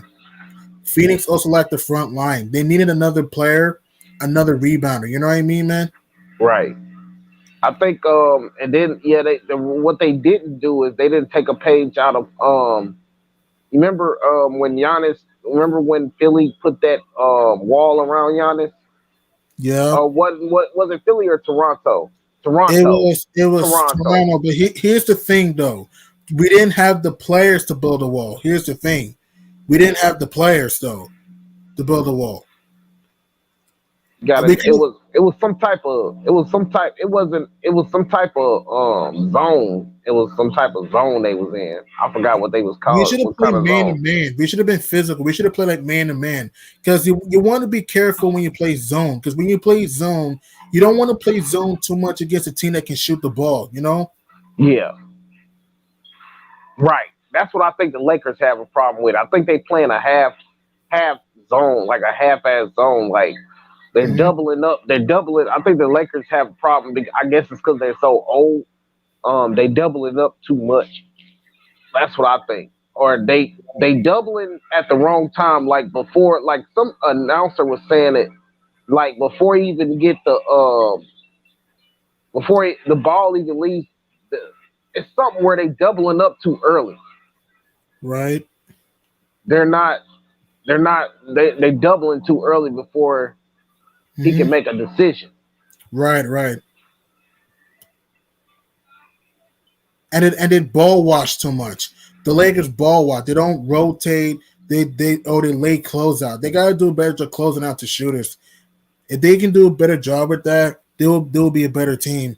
I think a lot of that is because they don't have the JaVale McGee. They don't have the rim protector as they once did. The White Howard, he just can't. Man, he just can't. He can't do it no more without fouling. He just can't. He just can't be an impact without fouling. And the White Howard has not been a good rebounder as he once was in 2020. True. I've watched him not give no effort on the rebounding end. I've seen Russell Westbrook and Carmelo Anthony rebound better than Dwight Howard this year, and it's Yeah, that's bad. bad. That's bad. And Carmelo Anthony and Westbrook are some good rebounders when you look at them, Hmm. and they rebound the ball better than Dwight. So I think that's a problem. I thought the White was gonna bring that aggressive side back to us, but really it was a combination of him and JaVale McGee on the board. Right.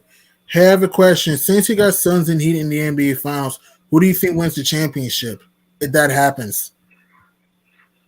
Ooh, that's gonna be a dog fight.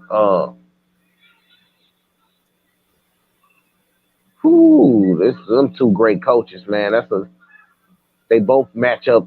They match up so well with each other. Um, they match up so good against each other. Man, I think the Suns.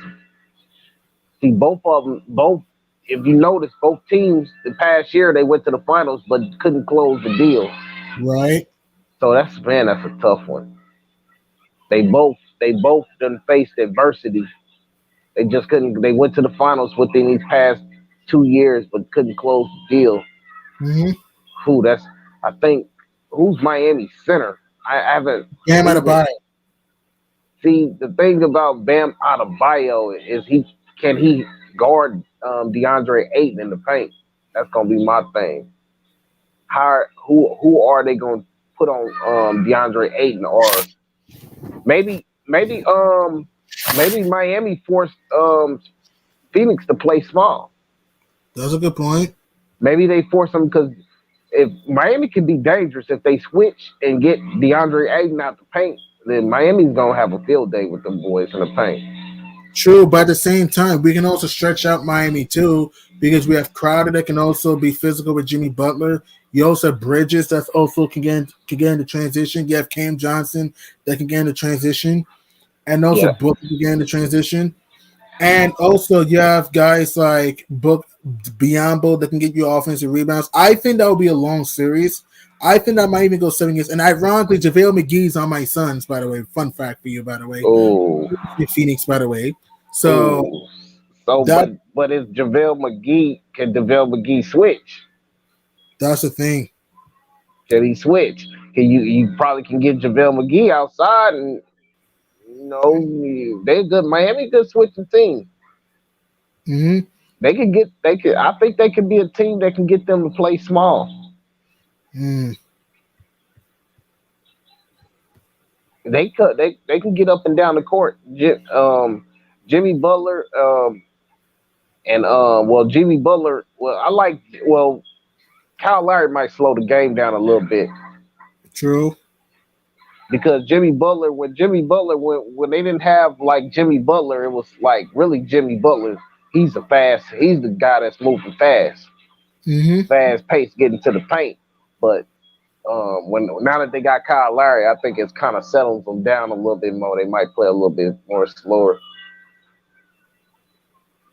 But if Suns win the big man game, then man, I don't know. And the Suns have I think, and to me, it's gonna be a long series. Because here's the thing: the Suns had the advantage in the backcourt, okay, and they had the advantage in the big man. That's why I think the Suns can have that. The Heat are better defensively, slightly, but the Suns are better offensively, in my opinion. Yeah, Uh, yeah. this will be Suns probably got a couple. They probably got a little more better. They a little better in shooting. mm-hmm, But I think if Tyler Hero get going, but shit, man, Tyler Hero off the. But yeah, Suns got some good young players. mm-hmm. That's a good matchup, man. That's a tough matchup. Yeah, man. That'll probably go 7 games, man. For me, if that series were to happen, if that did happen, I would say Suns in 7, but I would not be surprised if the Heat would have beat us. Again, I am a Knicks fan. Down, but I am rooting for the Suns too. Yeah, Because I but want to see CP3 win a ring. I want to see Booker win a ring. I want to see Ayton win a ring, you know? I think it's gonna be I think the conference finals gonna be tough out too, and it Mm-hmm. ain't gonna be just no cakewalk to the finals for them two teams. I think they Facts. go. The both of them teams can have a dogfight in the conference finals Facts. because especially in the West, Suns don't have to go. Suns see this another reason why Miami got an edge to me is because Suns can get beat up a lot going. They're gonna get beat up a lot along the way because you got to deal with the Grizzlies. I ain't worried about nobody outside the Grizzlies. You got to worry. You got to deal with the Grizzlies and the Warriors. So True. you can have some people that can wear them down. And which But I don't think with the Heat, if they the Heat won't have it as hard as the Suns will. I kind of disagree because the Nets, even though they're banged up, they can still take the Heat 7 games due to talent and experience. And also, you have the Bucks. Milwaukee won't be easy. You still have shooting and good lengthy defense. And don't sleep on the Bulls. I don't think the Bulls would beat the Heat. I don't think so. But Chicago has athleticism too, so I think the Heat will have it hard too. Yeah, they have it hard, but look at the teams that you're saying like Brooklyn and like is teams really getting carried by a big three anymore? It's like the depth. It's really I look at it as who has the most depth, and a team like Miami stands out to me as the most depth. And then you could argue that the Bucks they got some depth too, a little depth. But like the big three, Brooklyn, all I see is really a big three and not a lot of depth. And then Brooklyn, who else? The Bulls. I see another big three with not a lot of depth. But That's true. The Bulls are deep. That's true. yeah, that I don't see a lot of depth. I see a big three, but I don't see a lot of depth. But I do like on the Bulls. I do like what is his name, Kobe. Kobe White. Yeah, I do like Kobe White. I do like guys like him coming off the bench. Is he coming off the bench or he starting? He comes off the bench, but he really comes off the bench. Sometimes he will start. I can see him being an asset. I can see them trading. I think they've been talking about him. Maybe, but I do like him. I really do like him. But if he's gonna be an asset, then they need to go get some depth. Mm-hmm. They probably need to go get maybe another good superstar off the bench. Right. And The who? Bulls need another rebounder. Chicago, they need a rim Yeah, protector and a they're rebounder. small and they small. Yeah, they And they're are small. small. In Agree. interior, they can get banged up in the interior for real. True, the Bulls have nice young talent, but they need another rim protector and a rebounder. Brooklyn, I think Patty Mills is going to be a dangerous. He, Sniper from three. yeah, that's a dangerous sniper for anybody to have because it's like you worried about Durant and you worried about Durant, Harden, and Kyrie. See, the problem with Brooklyn is Kyrie. See, part time. Let's say that you get down in this series. Let's say that you got the home court advantage, and you Mhm. lose. Let's say, shit, you lose the games in the playoffs at home. Um, well, you gonna need the well, let's say if you got to win on the road. I'm sorry. Well, Well, if you got Kyrie to will win be on the on the road, road. No. Here's the thing: Kyrie will be playing on the on the road. road. Well, He won't be yeah. playing at home. Yeah. Let's say if you need games at home, you need to win the games at home. Let's See, say it's a game seven. Let's say it's a game seven. Let's say that. yeah, you need Kyrie, man. Let's say, yeah, if it's a game seven and you got to go back home, I Mhm. think that's a bad look for Kyrie, man. I think it's a bad.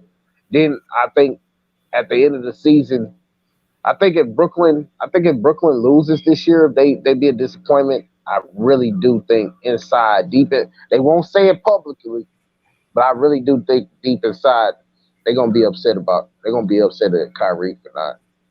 They probably Uh, would because think about it, right? You built this team. You traded away Allen, Prince, Levert, and Kuruz to get Harden, right? yes, If you lose last year, I understand injuries and circumstances and a toe on the line. I understand that. But if you lose this year, right, it's a failure because you have all this talent, all this experience. You got Blake Griffin, you got LaMarcus Aldridge, you got Patty Mills, James Johnson, DeAndre Bremley. If you don't win this year, it's a failure. right. It's a failure. Yeah. Right. And then they said they're already saying gonna um Harden's gonna leave. What better situation do you see Harden in? Well, I heard he might go to Philly. That's what I heard. I just don't what so if let's say if Harlan let's say if he does go to Philly, then Philly you got Joel Embiid, he's got a big contract. You so who it means Philly's gonna have to give up a lot to you know So if you giving up a lot and then you giving up those young assets, then is Philly better a better situation than it was in Brooklyn or is what is it? Is it a better situation? What you think of him It, go it kind of depends on the pieces they add. It kind of like depends on the pieces they add. Because currently constructed, you don't just Harden would be nice around Embiid, but you need some more pieces around um Embiid and Harden. You got to keep Seth Curry and add some pieces around them if Philly wants to win. and is Philly a good is that a good is that a good destination where stars will want to come? That's the thing. Because Philadelphia, don't forget, it's a hostile environment. Don't forget. Yes. Was that a good like? It's cold up there, It's cold, and it's cold in Brooklyn too. So he'll get best of both worlds. But I'm looking at it and saying, what's a better situation that he'll be in than he is now, where they won't have to give up too much and all of that.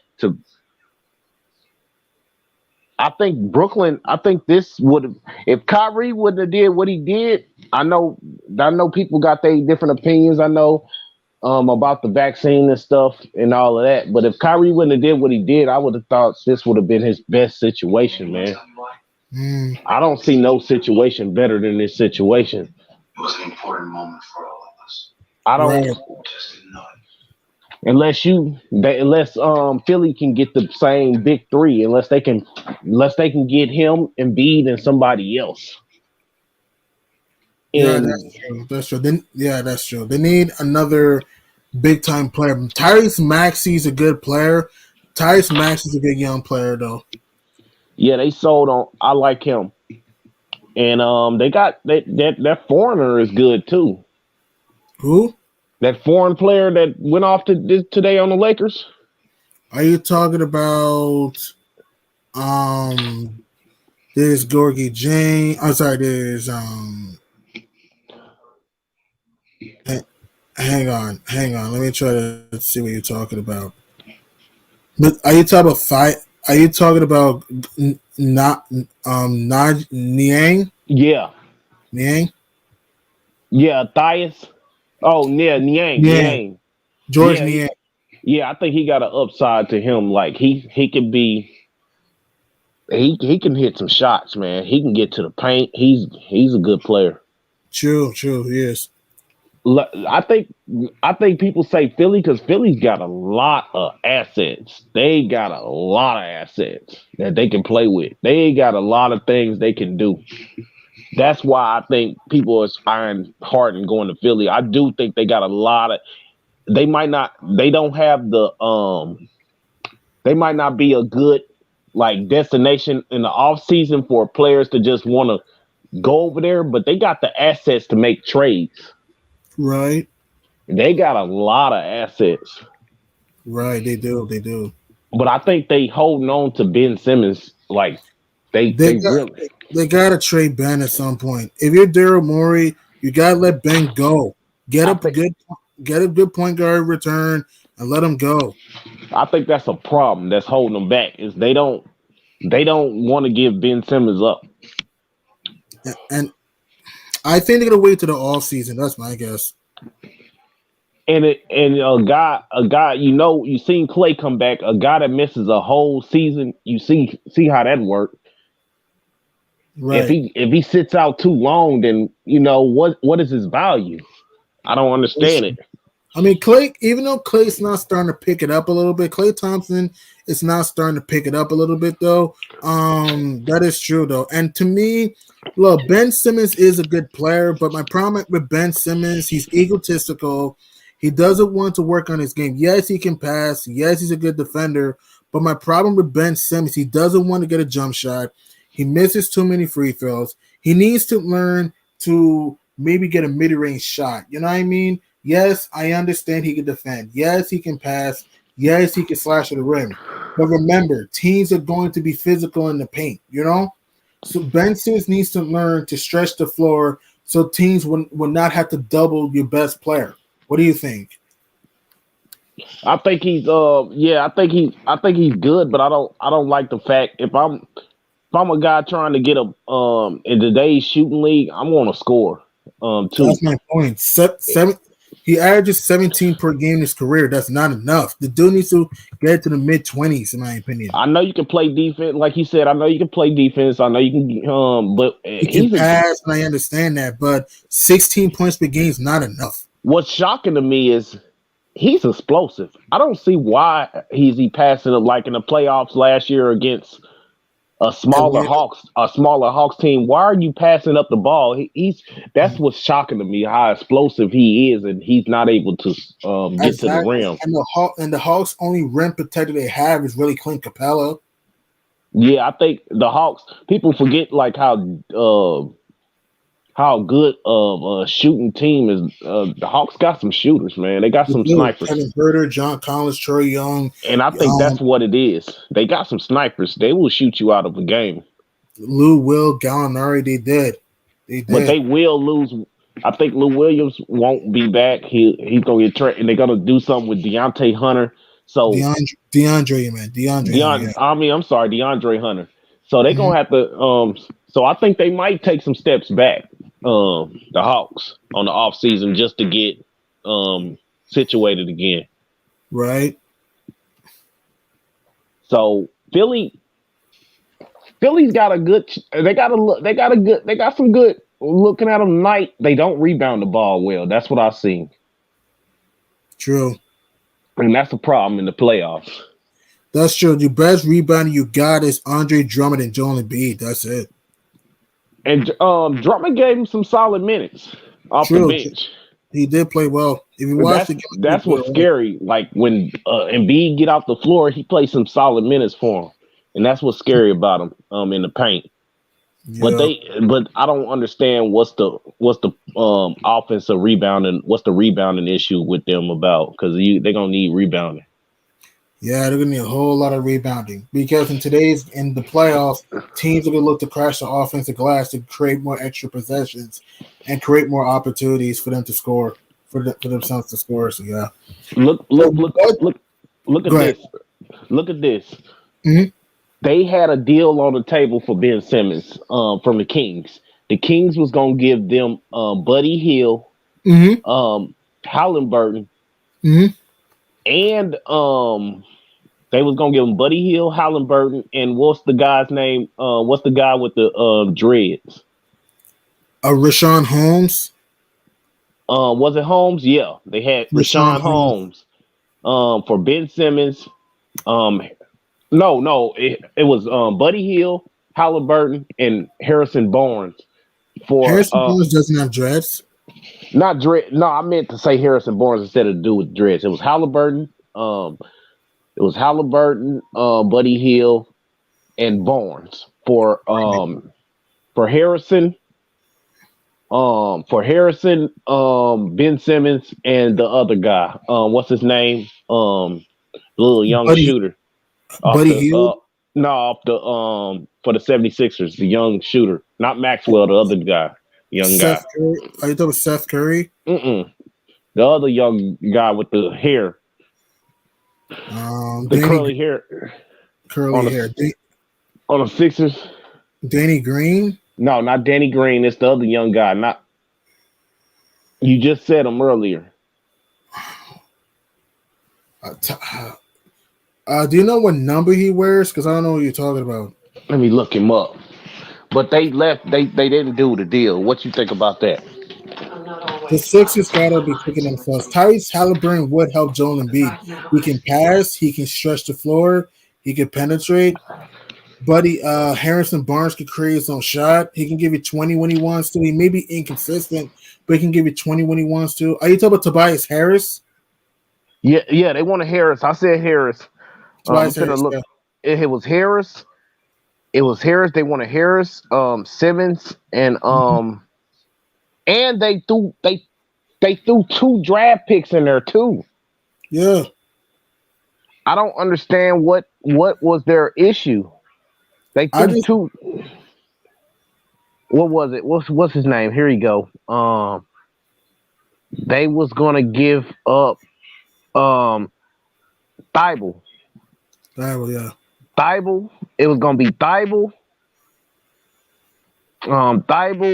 Ben Simmons, and Tobias Harris for Halliburton, Harrison Barnes, and Mm-hmm.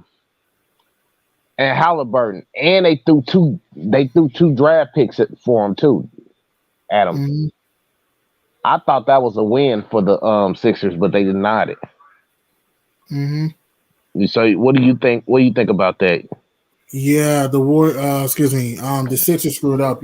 Tyrese Halliburton can shoot the ball, can hit free throws, can penetrate, and can pass the rock. And also, Harrison Barnes can create his own shot when he wants to, can hit the mid range, and can hit the three. And Buddy Hield can stretch the floor too. So I don't know why Phil didn't make this move. Look, Ben Simmons is a good defender and passer and athletic freak. But like I said, Ben Simmons does not fit with Joel Embiid.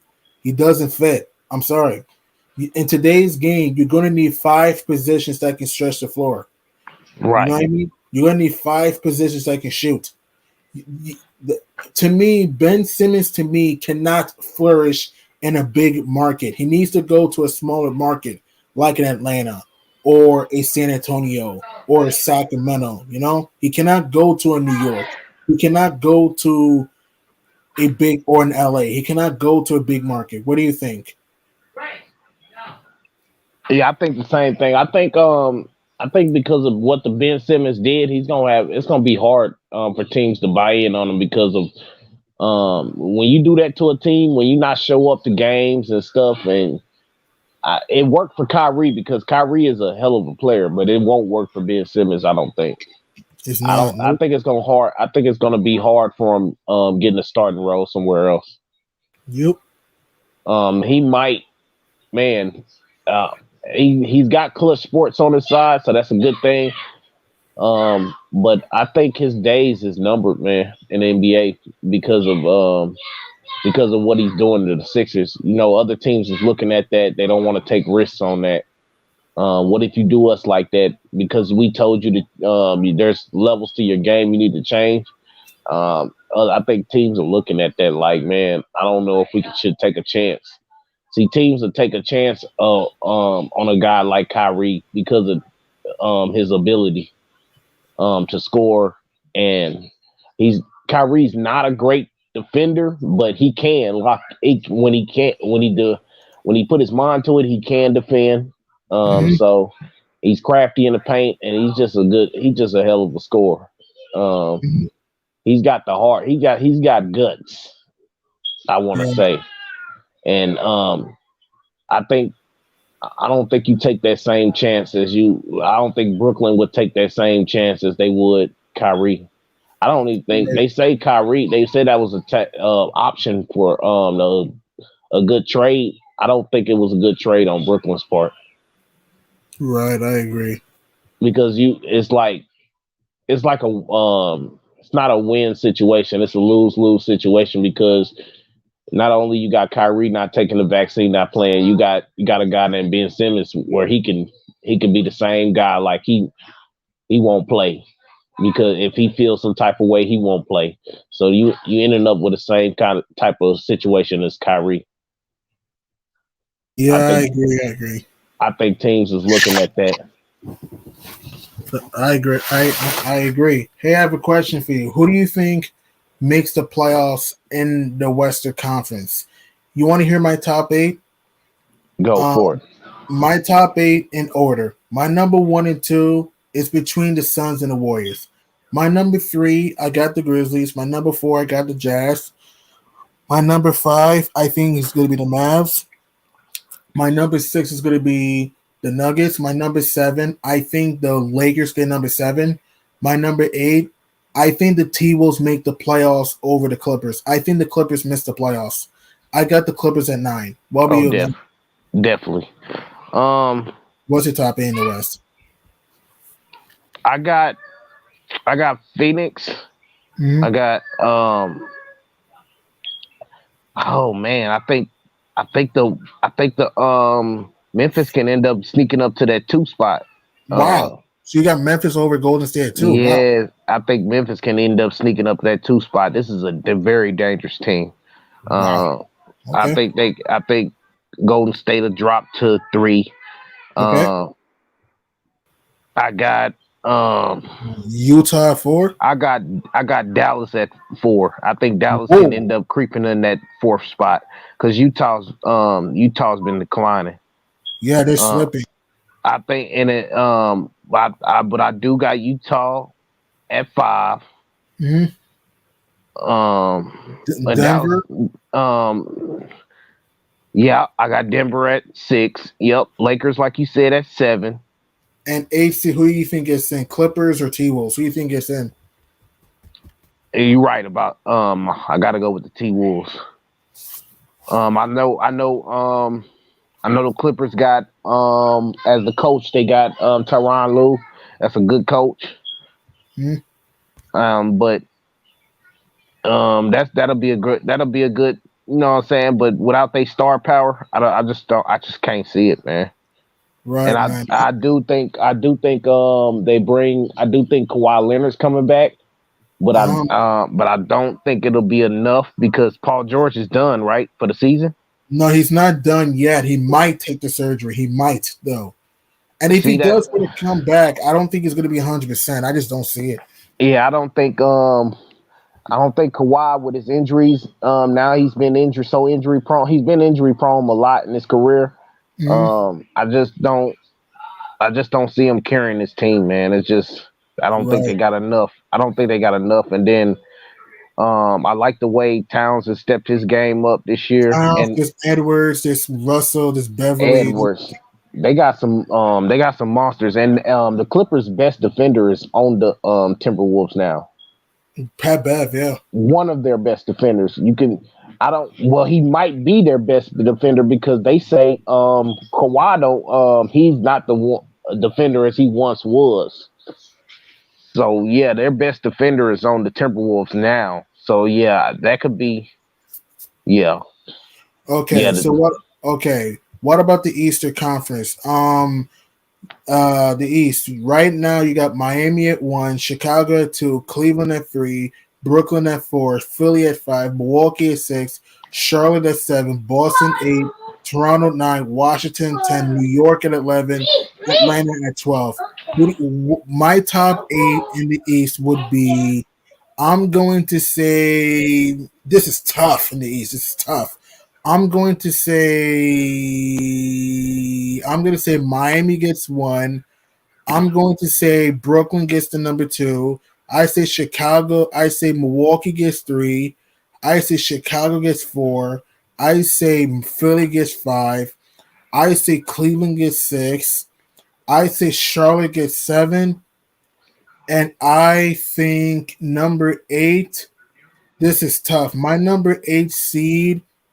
I honestly think the 8th seed will be. It's tough, man.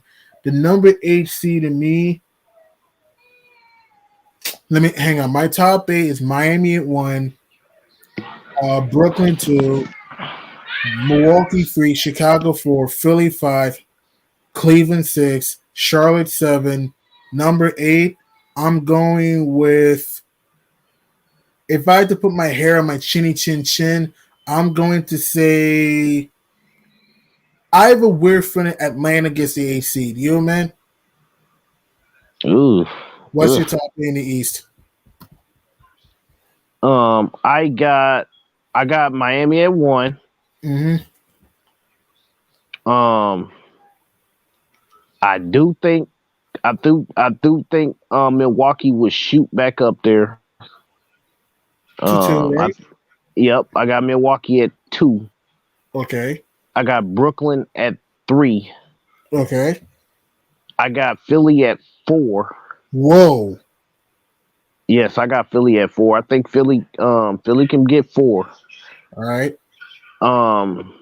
Who's 5? Chicago? Oh, I said Chicago. I didn't say Chicago.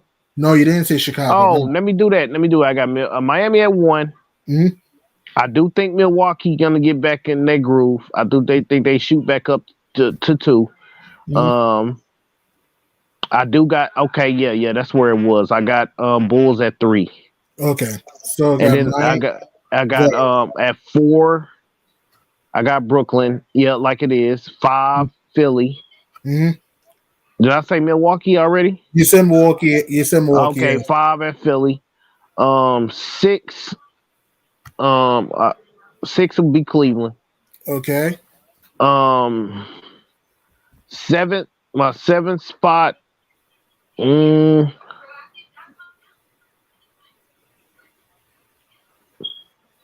7th spot will go to Boston. Wow, you think Boston gets in? Yeah, I think Boston is a good defensive team. They a sleeper.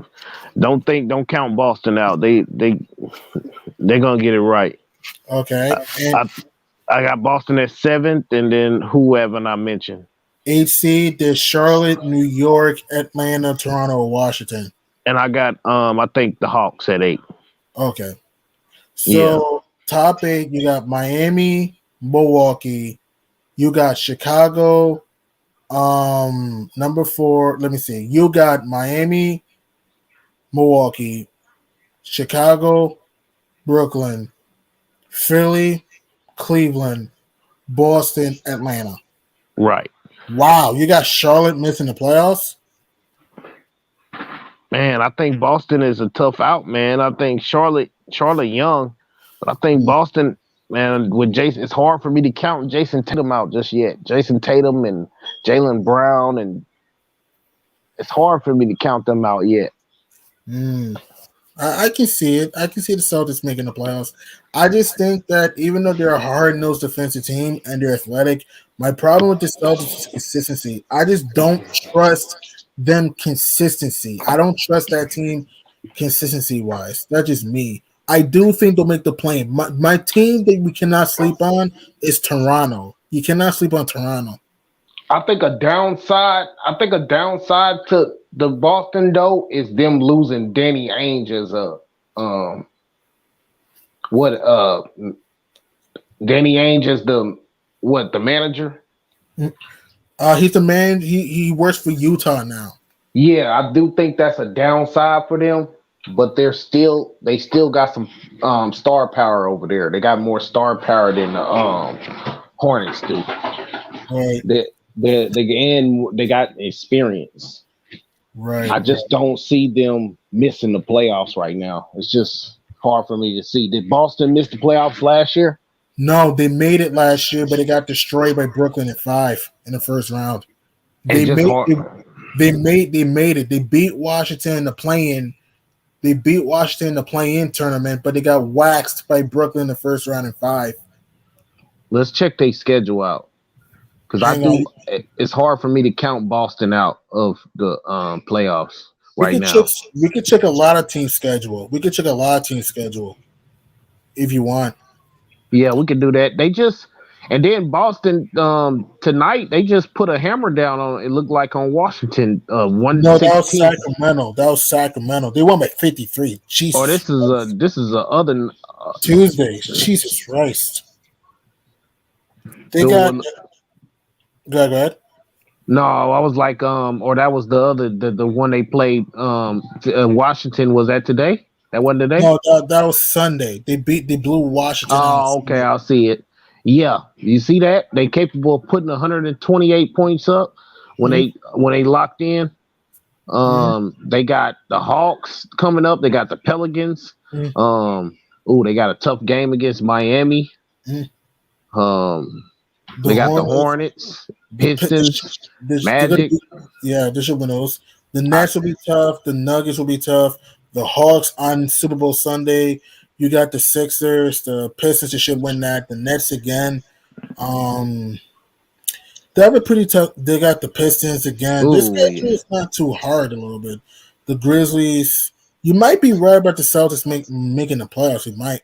Well, yeah, they do got some tough games. That's some tough games. The Warriors.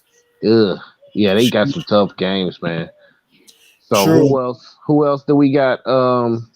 Who else did you say over Boston? You said Charlotte. Let's see how they schedule. Yeah, I got Charlotte just hanging in.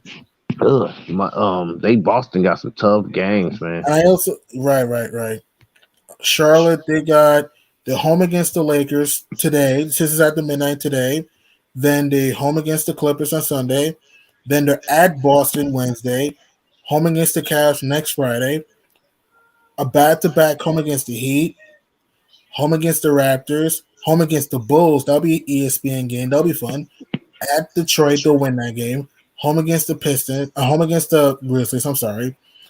At Minnesota. Home against the Heat. Home against the Raptors. Home against the Pistons. They'll win that. At Milwaukee. At Cleveland. Home against the Spurs. Home against the Nets. Home against the Celtics. At New Orleans. At OKC. Home against the Hornets. Home against the Mavs, home against the Pels, home against the Knicks, home against the Jazz, at Brooklyn, home against the Nuggets, at New York, at Philly, at Miami, home against the Magic, at Chicago, home against Washington. The thing about Boston is they have trouble winning on the road. Yeah. They having trouble on the road, which is they're Boston is 5-6 on the road. 9-14 on the road. 9-14. I'm looking at the wrong stat. Sorry. And Charlotte's mediocre on the road, 14-15. But Charlotte, both teams are good at home. Boston 16-10 at TD Garden. Charlotte 13-7 at Spectrum Center at home. Yeah. See, what's the thing about Boston is they capable of beating some good teams, though. I've seen them do it. Same thing with Charlotte. Yeah. Like Boston, yeah. So that's gonna be a pretty good fight, but I just like the Boston. I think they got the experience and Jason Tatum. Let's check out the numbers. Um, let's check out the numbers on their roster. Mhm. Let's see who's they. See what's been going on with them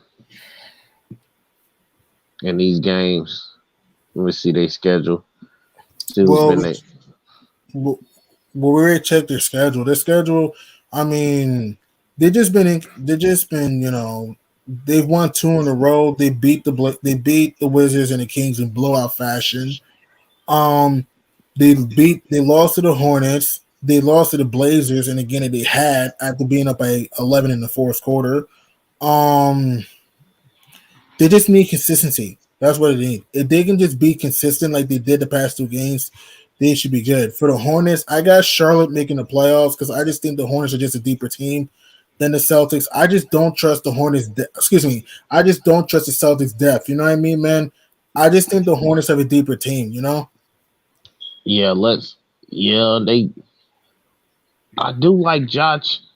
Do like Josh Richardson though True. for them. I do like Josh Richardson. Who is that? Who is that? Jay Jackson. Who is that? Um, for who? Celtics. Oh, I didn't know they got C.J. Miles. Yeah, they have CJ Miles, but Has he I been don't the think same? I don't think he's gonna do much though. He's just only there to shoot threes. That's it. I, I do like that kid Dozier. True, Dozier's a good player. I do like Dozier. True, but Um, the Hornets are nice players. You have Kelly Oubre that can shoot. Miles Bridges has been phenomenal this year. yes. LaMelo Ball is going to be an all-star. Someday Gordon Hayward, former all-star caliber player. You have Scary Terry, former Celtic that can shoot the three, can create his own shot.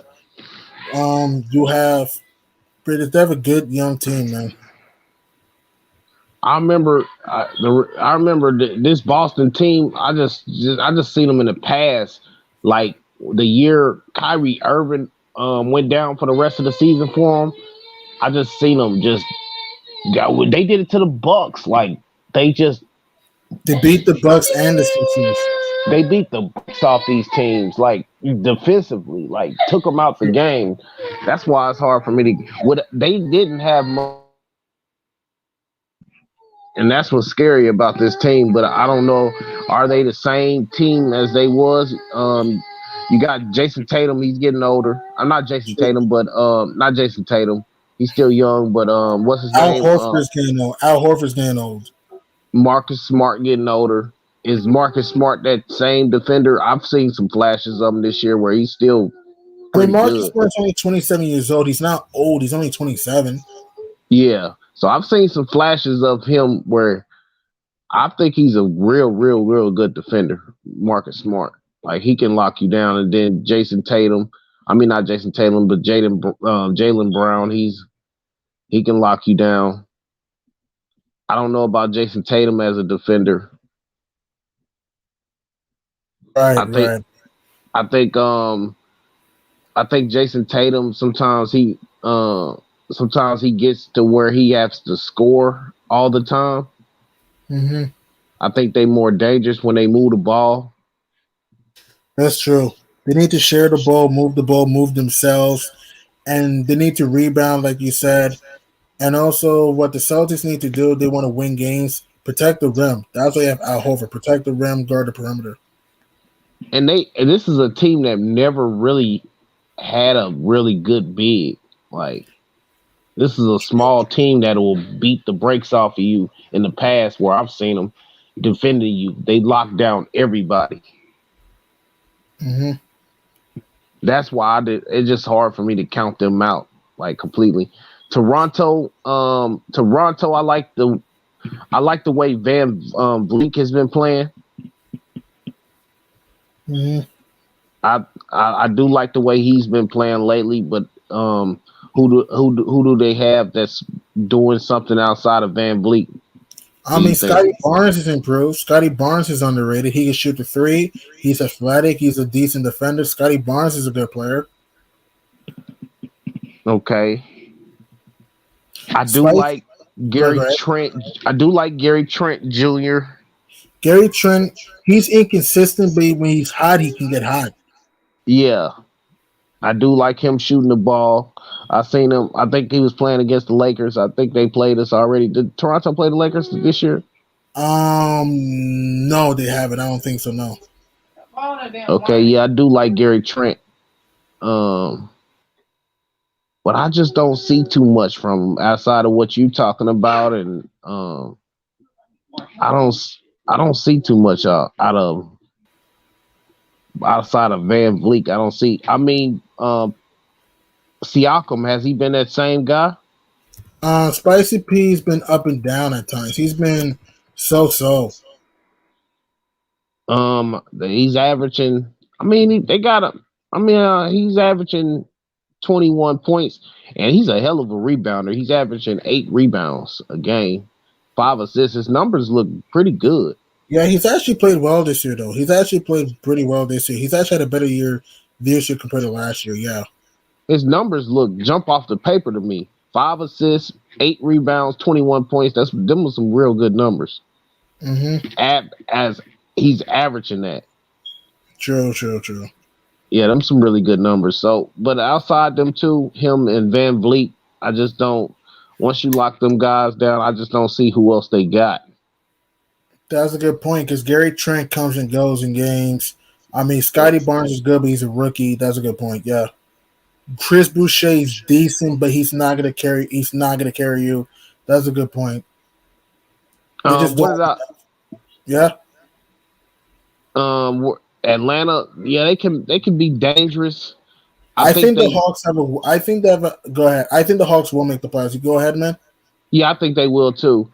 Then I had the Hawks, right? Yeah, you had the Hawks in the AC. Yeah. I think they will. I think they can be dangerous, but some reason they underachieving to me. I don't know why. I don't know what's the deal with them. Things around. They have won 5 in a row, so they're starting to turn things around now. They started off slowly, 17-25, but they have won 5 in a row. They are starting to find themselves, though. Yeah, if they can if they can continue doing what they doing, I can see them getting in that 7th spot.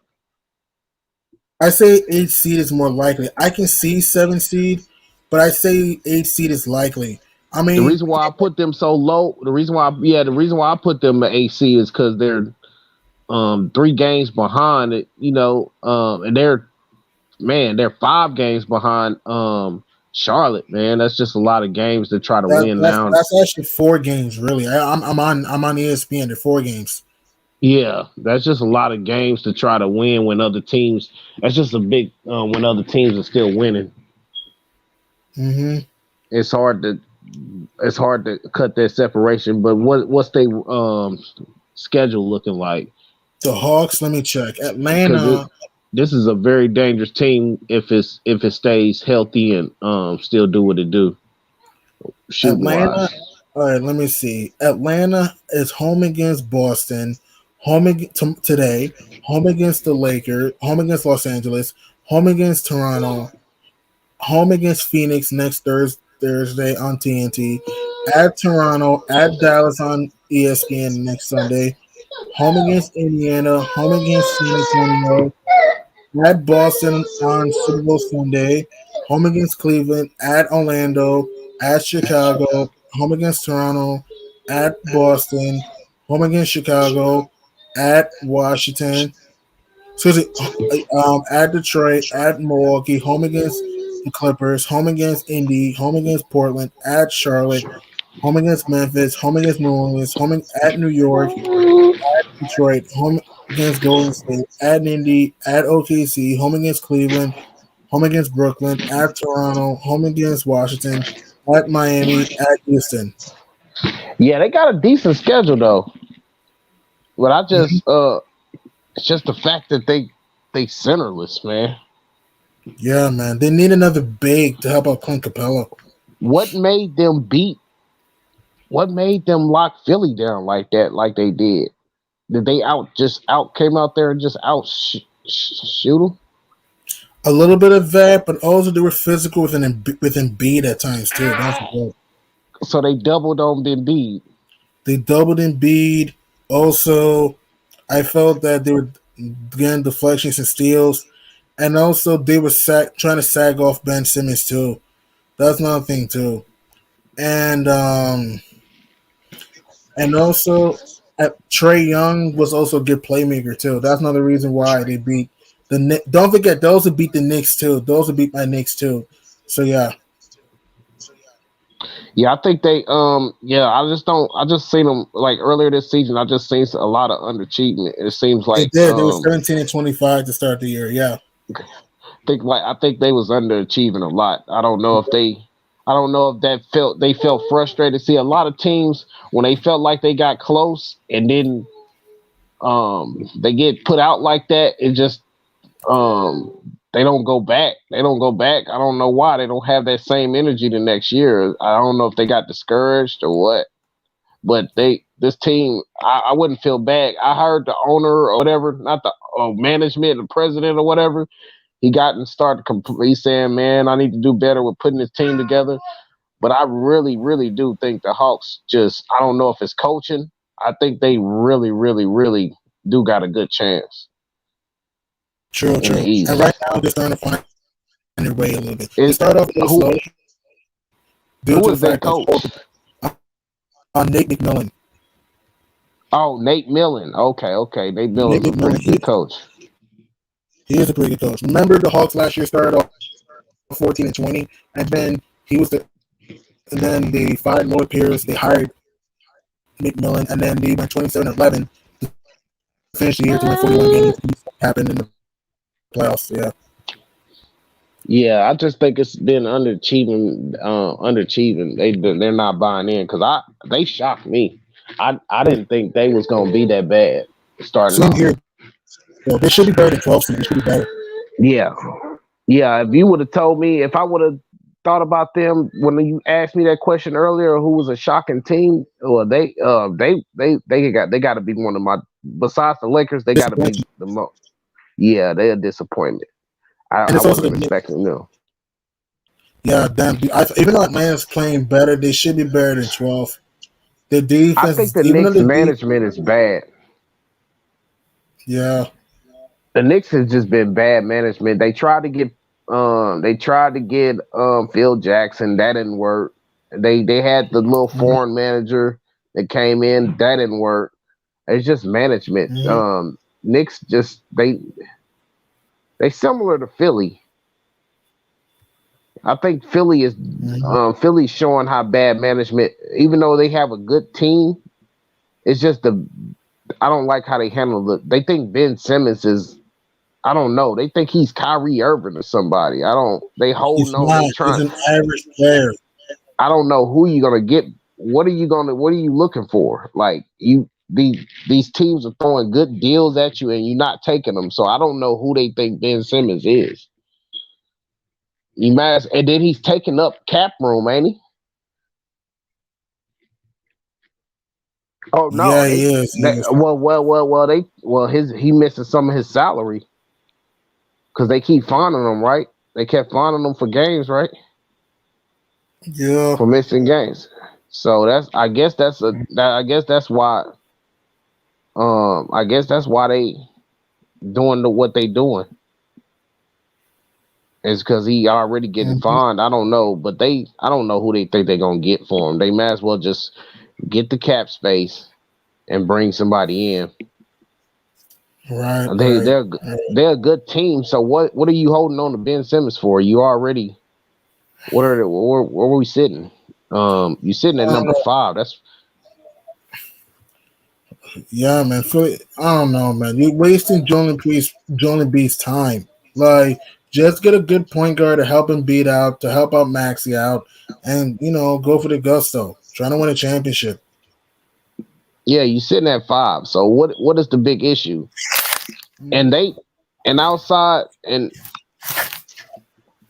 I think Cleveland is scary. I think Cleveland is another. I guess they're another scary team. I just don't see them being a good playoff team because of the young talent. Yeah, true. The Cavs will be a tough out, but Cleveland's not experienced. The only players that have experience, I guess, is Kevin Love, Rondo, and somewhat Jared Allen. Darius Garland doesn't have experience. Dean Wade doesn't have experience. Um, who else doesn't have experience? This Shetty Osman, he has playoff experience. He's been to the finals with LeBron, but that's really it. So has Love. Rondo's been to the finals, but other than that, they don't have a lot of playoff experience. And Allen's been to the playoffs before, but that was like what 2 times with one time with D'Angelo Russell and the other time with Joe Harris. Like really, Right. yeah. The Cavs don't have a lot of playoff experience. And so Rick Rubio won't come back this year. Nope, he has a torn ACL. He's done for the year. So I kind of like him. He gives them more shooting. And passing it, and also playmaking too, and defense. Yeah. I like this young team, but I just don't think they have enough. It's just a lot of new faces to me. Yeah, man. I do like Jetty Osman. Mm-hmm. I do like him. I remember him when he came in with the Cavs on that last year. LeBron's out. I do like him. I just hate how. And then Colin Sexton, they don't have Colin Sexton right now. When are they gonna see him back? Is the question. Right. And Colin Sexton, he's coming off the bench with 16 points. So that's a big upside to them, and he's got a knee injury. Then that's going to be a problem with them going down the line. I think Colin Sexton is a big piece of this team, and I think they had him on the table as a deal. Mm-hmm.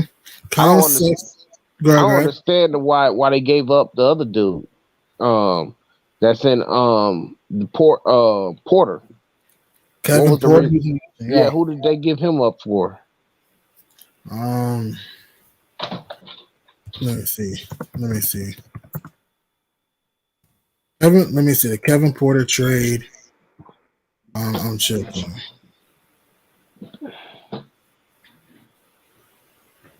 Dang, I'm just checking right now.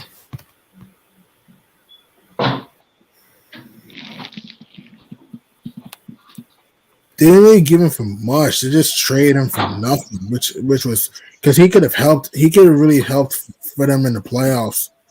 Yeah, I really don't like them giving up Kevin Porter. I think he just when he played against the Lakers, I just think he's a guy that can get to the rim easy. And he can hit the three too. And he can hit, and he's a dangerous 3-point shooter and mid range, like you said. And that's hard to guard. Yeah. That's just like Ja Morant. Like he can get to the rim when he wants to. He can penetrate, get to the rim. He can shoot threes. Oh yeah, the Cavs traded Kevin Porter for a 2nd-round pick. Yeah. Yeah, wow. I think that was a bad decision. I think they should have kept Kevin Porter. This team they still a little dangerous, but they'll be real dangerous. That'd be a tough out in the playoffs if they would have still had Kevin Porter too. Mm. Right. Yeah, I thought that was a bad move. Right. What team are you excited to watch in the playoffs? I know it's early and we have not reached All-Star break yet, but what team are you excited to watch in the playoffs? The team that I'm excited to watch in the playoffs. Mm-hmm. I gotta say, I want to say the Lakers because I want to see. I like LeBron is exciting to watch it. I want to see if AD and LeBron turn it on. We'll be able to turn it on. But outside them, let's X out the Lakers. Man, I think Golden State and Phoenix is gonna be exciting. Oh yeah, you want to see how far those two teams can go, right? Yeah, I think you can throw Grizzlies in the mix, but I think Golden State and Phoenix is exciting to watch against each other. Who knows? Could be a Western Conference Finals preview. Could it be a 7-game series? Maybe. The team I that just I'm go ahead, go ahead. no. Go ahead. No, you're about to talk. Go ahead. Oh yeah. I was like the Grizzlies can sneak in there and they can be exciting to watch because of John Morant. He can his dunks, his highlights. But man, they so deep, man, too. Hmm. Because if For you me, can't, for mhm. me, I'll make it quick. For me, Miami. Continue your point. I was like, it's hard to take away for those type of teams. It's hard to take away something from them because they got so much depth and they Right. switch a lot. That's what I think. That's the problem. That's what's making me mad about the Lakers, man. LeBron, he's old himself, but he's still playing at a high level. But he still think this is like the Cleveland days, to where you can just go get older guys, and it's to me, man, you got to have some young legs, man, that can Hmm. switch. These dudes can't even switch. They can't get through screens. They can't. You got to be able to switch with these young guys, man. And I don't think they can keep up, man. But I think AD and LeBron, if AD and LeBron draw a lot of attention, I think they can get some wide open shots. They could be a good offensive team. Right. For me, man, the team that I want to can't wait to see to me is the Miami Heat and also the Chicago Bulls. I want to see how those two teams look in the playoffs. I want to see Miami's hard-nosed defense, veteran experience in the playoffs. I want to see the Bulls' athleticism and quickness in the playoffs. I want to see that. Yeah, I really like the Bulls, but I just don't think they deep enough, man. True. And I we think the seen Bulls. how Go ahead. DeMar DeRozan, we seen how he came up short. Um, Constantly in the playoffs, constantly. yeah, he never went to the NBA Finals. Well, a lot of Nope. that is because of LeBron, but Yeah, but it wasn't just LeBron. It's also Paul Pierce. Don't forget Paul Pierce too. yeah, well, Paul Pierce he wasn't on Boston. Like, was he with? Was No, DeRozan? Brooklyn and Washington. He was with Brooklyn and Washington. Okay, well, He was on. Yeah, they were in Washington wasn't what did Washington ever put them yeah, they out? beat Toronto. Yeah, remember in 2014, Brooklyn beat Toronto 4-3 in a 7-game series, and then in 2015, Washington swept Toronto 4-0. Yeah, Oh, Paul okay. Pierce I was see on where you're both going. teams. Yeah. Man, that was so man. That's been a long time, man. Yeah, it's just DeRozan, man. He come up short. Um, Mhm. he never been to the finals. Alex Caruso got a ring. Zach Levine has Zach Levine ever been in the playoffs? Nope, this is his first playoff run. See, that's This the will be his problem first that I playoff have run. about them. Same thing That'll with be Lonzo Ball. They have not been to the playoffs. Lonzo Ball, yeah. And that's the question mark I have about them. But Zach Levine is a dynamic player. I think it's his time to even. I think it's his time to shine. Hmm. He's been dynamic for too long. I picked him to win the dunk contest.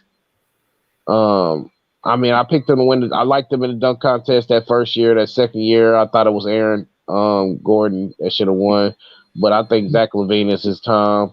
Um, Caruso got a ring, but Caruso do a lot of dirty work that I don't know if he can stay healthy. Hmm.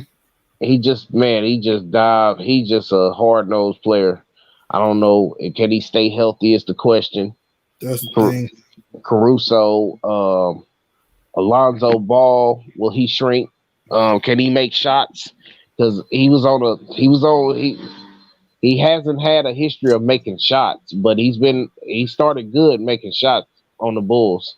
True, true. And his shots been getting better, but he hasn't been doing that consistently. It comes down to can Alonzo Ball make shots. And DeRozan has been a surprise behind the three. Can he continue being hot behind three? He hit 2 buzzer beaters in back to back nights. Ironically, New Year's Eve and New Year's Day. New Year's Eve against the It's a New Year's Day against the Wizards. Crazy, huh? Yeah, that's So crazy. yeah, it's Yeah, crazy. The Bulls I, will be a tough out. Go ahead. I want. No, I you just better talk. Dan. my thing is, can they hit? Can they continue hitting perimeter shots? Um, That's the thing. you Yeah. we know they don't have a big man, so they would have to live and die by those perimeter shots, and they don't have a lot of depth. So it'll be real interesting to see once teams slow you down in the playoffs, can you continue to hit shots? We know Golden State and Phoenix, they got professional 3-point shooters. They got scores. They don't even. It seemed like they hit shots without even trying. So it just comes down to the Bulls hitting shots. Are they gonna hit shots? Um, I um I think they're a good defensive team. Alonzo Ball is he's a good defender. Zach LaVine, is he a good defender? I know No. Zach LaVine's not a good defender. He's more of an offensive guy that can create his own shot, can get to the basket, can hit the mid range, get the free. He's not a defender. No. Caruso is good. They got two good defenders. I don't know if Russell's DeRozan a is good a good defender. defender. Rosen, he's a so defender. So. And that's what I worry about. Can they hit shots and can they defend at a high level in the playoffs? Mm. Who else we worry about? The Mavericks. The Mavs, we're not talking about them.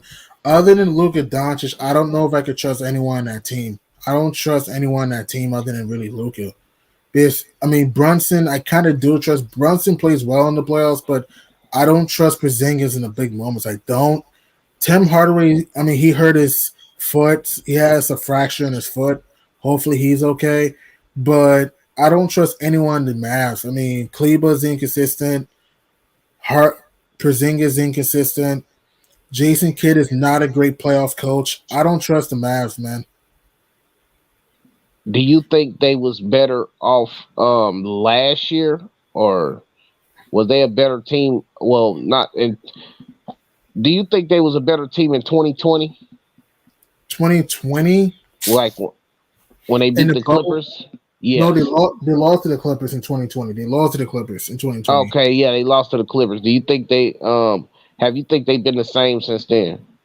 I mean, here's the thing. In 2020, they were a better offensive team in 2020. It just that the defense was bad at the time. Now the defense is way better now, but the Be- offense sucks. I say 50-50. I say 50-50. I'm gonna see what they do in the playoffs this year, but I know they're not going far. So yeah, for me, I'm 50-50 on the Mavericks. I know they're not going far, so I don't really know. So I'm gonna say, if I had to guess, I'm going to say no. In my opinion, no. I like Porzingis at the time in 2020 more than now. I felt KP was more in sync in 2020 than now, in my opinion. Do you think they past coach was better or the coach Jason Kidd? Um, I like Rick Carlisle slightly more than Jason Kidd. At least Rick That's what Carlisle was I more. thought. I thought Rick Carlisle was more proven in the playoffs than Jason Kidd. I thought they made the wrong move by getting rid of Rick Carlisle. I really did. I don't, I don't mind the Rick Carlisle being gone, but why Jason Kidd? Jason Kidd's a good player, but as a coach, the dude's only won one playoff series as a head coach, and that was against the Raptors in 2014. Yeah, That's Brooklyn Nets head coach. Other than that, man, he's not a great coach, man. and the same thing about Rick Carlisle. They got rid of him by getting on. They said something about him getting on players, and Jason Kidd got a history of players coming out saying he said crazy things. He got on them about certain stuff. Mm-hmm. So it just don't make sense to me. Like Right. I thought, do you think Frank Vogel will be gone this season or about off season? It depends how the Lakers do at the end of the season. To me, I'm gonna see how this team does at the end. To me, it depends.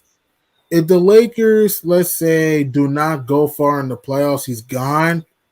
But if somehow, you know what? You know what? I think he's gone. Just screw it. He's gone. I think But Frank you Vogel. think he's gone by trade deadline? By the trade deadline? I think after the season he's gone. I don't think they'll fire him during the season. The more I think about That's it, that's what but I I was think, thinking. that in the off season they'll fire him.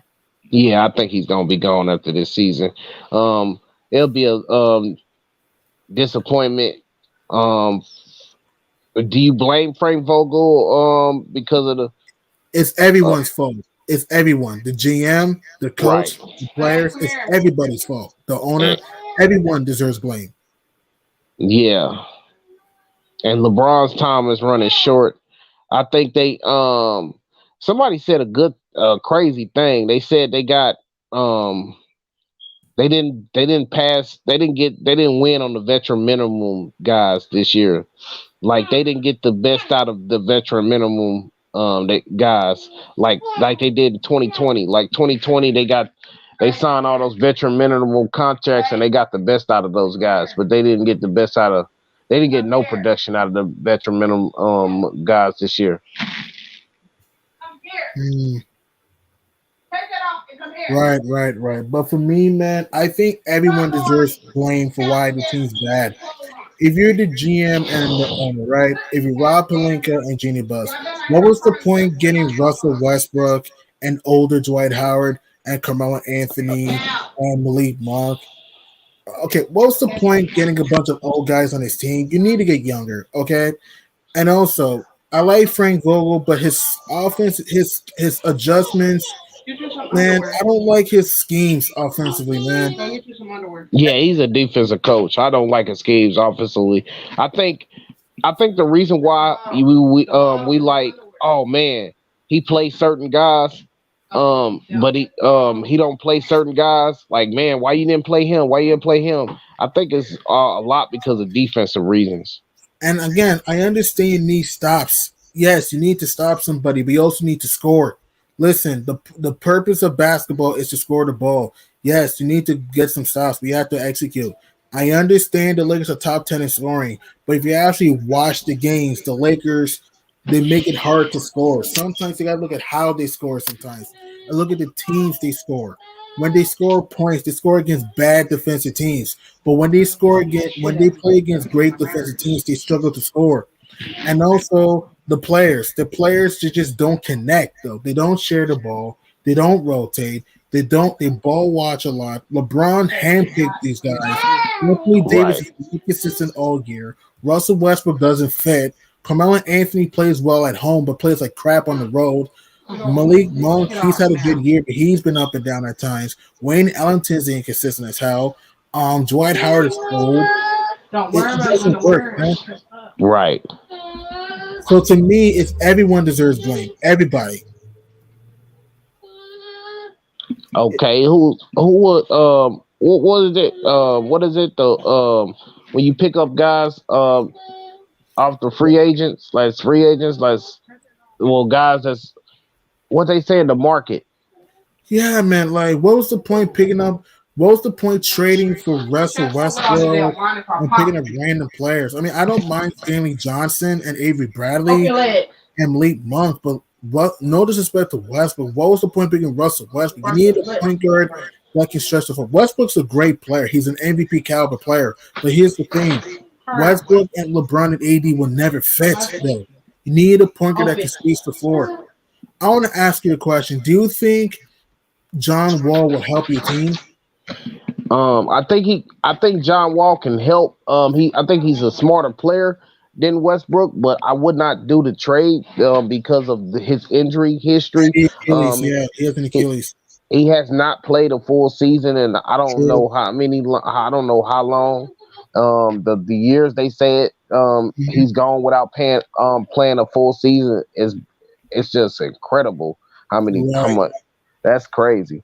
And but upside that will be a risk. Like it'll be a risk experiment. But we seen Derrick Rose come back and he's been had some success.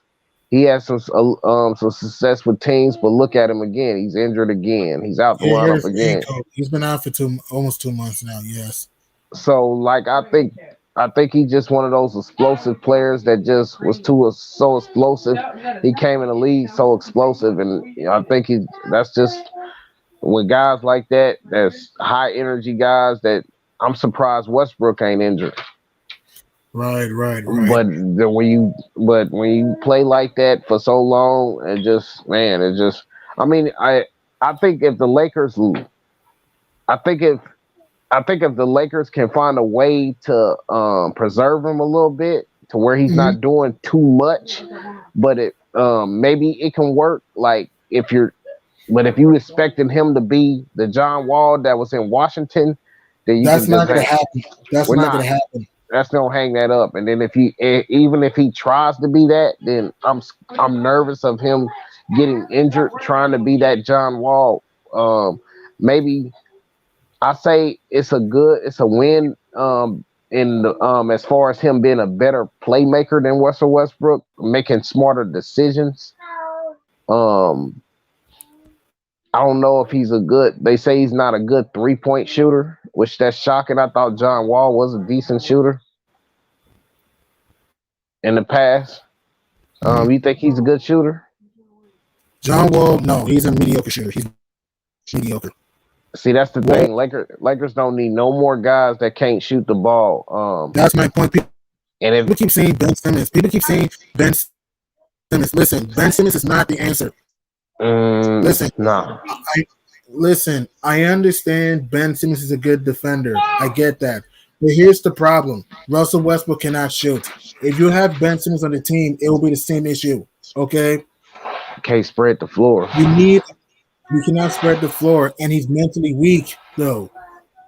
Yeah, and You need a go I ahead, go think ahead. John Wall. I think what's on the market? Like what's they say the market NBA buyout market? What is it? The buyout market?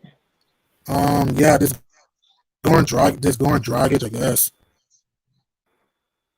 This Goran, Dragic? Is it a Goran Dragic, buyout market? I think so. I'm pretty sure. He's not on the team. No, he's on the Toronto Raptors, but he's not the last one. Let me see. 2020 buyout That's candidate. my guess. What's it with the teams? The guys that ain't on teams. What's that? I forgot. What's the? That's the buyout market. That's when teams can let players go. No, I'm saying that's Can not just on let teams right players go. now. That's not playing for nobody right now. What's that? The mark? Oh, that's the buyout market, Well, right? that's a buyout market. Yes. I'm trying to find a list. And they usually have a list of buyout. Mm-hmm. What I'm trying to look it up, the list of buyout markets. I'm trying to see what the Lakers can they go get a point guard. Well, they gotta have to trade Russell Westbrook. I You think have to. He does. Mm-hmm. yeah, they would have to trade Russell Westbrook, but I don't like that adding the second pick too. Teams wanting that they want to pick on the Lakers for that pick. And I don't like that, like giving up a pick. We already gave up most of the team for Russell Westbrook. Now you want us to turn around and get rid of him, and to get rid of him, we got to give up a pick now. Right. Now, AD, I thought giving up the team was worth it, but Russell Westbrook, they just gave up too much for him, man. Yeah. I'm checking your point guards right now. I'm talking about point guards you can really use. I'm checking them right now.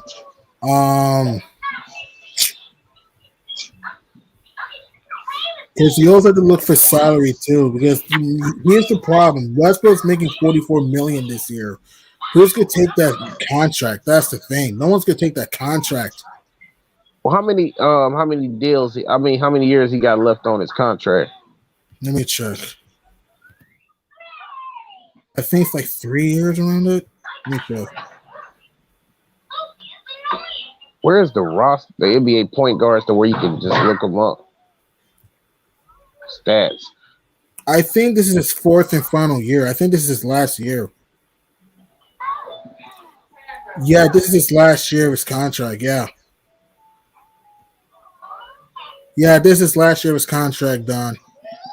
Oh, was it last year? See, Hmm. that's the thing. Um, see, that's the thing. If we can maybe, man, I just want it, but the trade deadline, shit. That's the thing. You gotta be careful when you make trades. You know, you gotta check salary. You gotta look what you need. You know what I mean? People just look at names. It's what you need. You know. Yeah, let's say NBA point guards. It's got to make sense. NBA point guards, somebody. I just don't think they get rid of them. They pretty much stuck with Westbrook. But what is this thing about getting what's his name from the Pistons? Jeremy Grant. Jeremy Grant doesn't want to play with you guys because he Oh doesn't want to be. yeah, Here's the thing: Jeremy Grant doesn't want to play with the Lakers because he doesn't want to be third fiddle to LeBron and AD. That's not going to happen.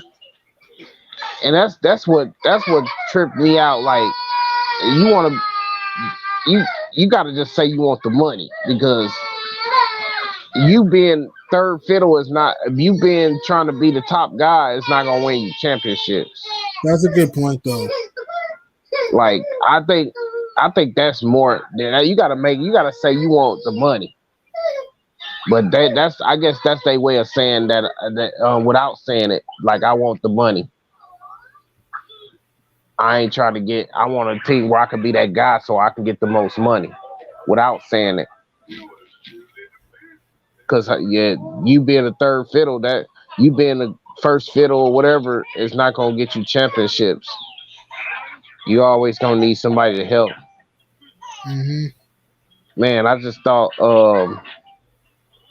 let's say, NBA point guards, 2022. I'm just saying what makes sense.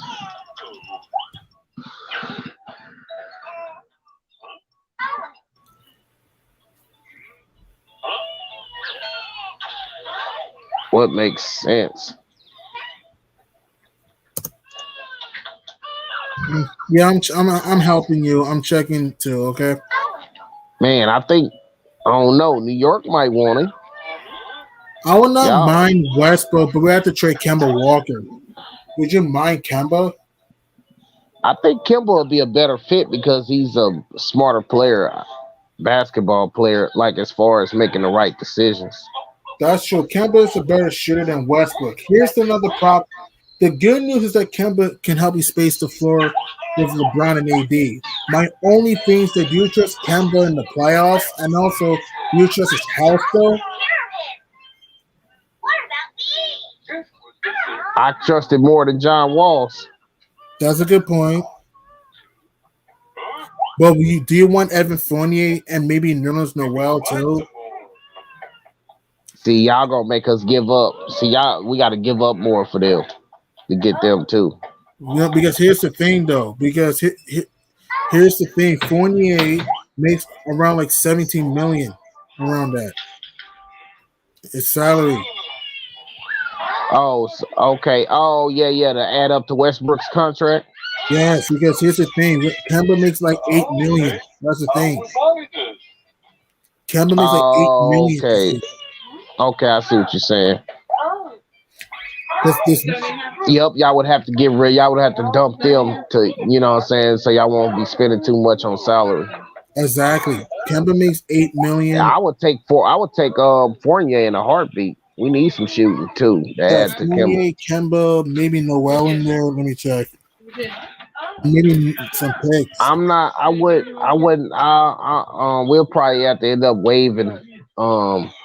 At least the sad part, we probably have to waive those dudes because we ain't got no enough roster spots. Fine. Okay, fine. But Oh, okay, we'll give y'all. Oh no, we'll send y'all. Y'all can waive them. We'll send y'all DeAndre Jordan and y'all can give us those guys. We'll send you DeAndre Jordan and Kent Bazemore, shit like that, and y'all can waive them. yeah. and y'all Yeah, can just waive them, and we'll waive. and we'll Well, just use the that'll free up some roster spots for y'all. mm-hmm, Us. Y'all can waive them. We'll send y'all them. mm-hmm, Yeah, y'all can waive them or whatever. mm-hmm. And we both, I guess we'll both have some roster spots, or we can free up some roster spots, and then we can use Fournier as a shooter. Yeah, I because don't Fournier fits better with you guys. I He don't doesn't know play the about press. Noel. I think Noel will get waived. Noel could help you guys because even though, look, I know he's injured right now, but here's the thing: if he's healthier with you, he could help you with rim protection. Your problem is rim protection, though. Yeah, and the shooting. We need more shooting, man, and The, defense, defenders. We had somebody like Noel. Uh, what's his name?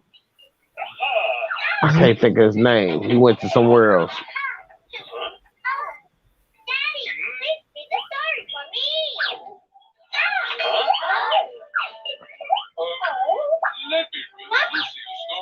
I thought, man, Rondo just couldn't stay healthy either, man.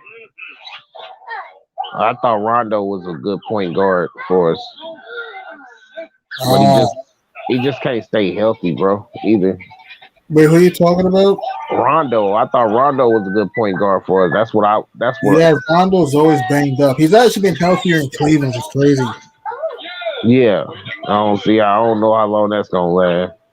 Pretty much. I think Rondo's gonna stay with the Cavs the rest of the season because the Cavs need playoff experience.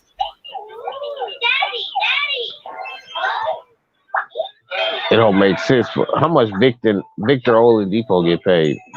Dude, Oladipo's banged up, bro. Uh, He hasn't played this year yet, huh? no, I don't think so. No, no. I don't. Oladipo will be moronic. No. And it ain't too many point guards that people. Oladipo, he can play the point, but he's more of a two guard. He hasn't played a point guard since his rookie year.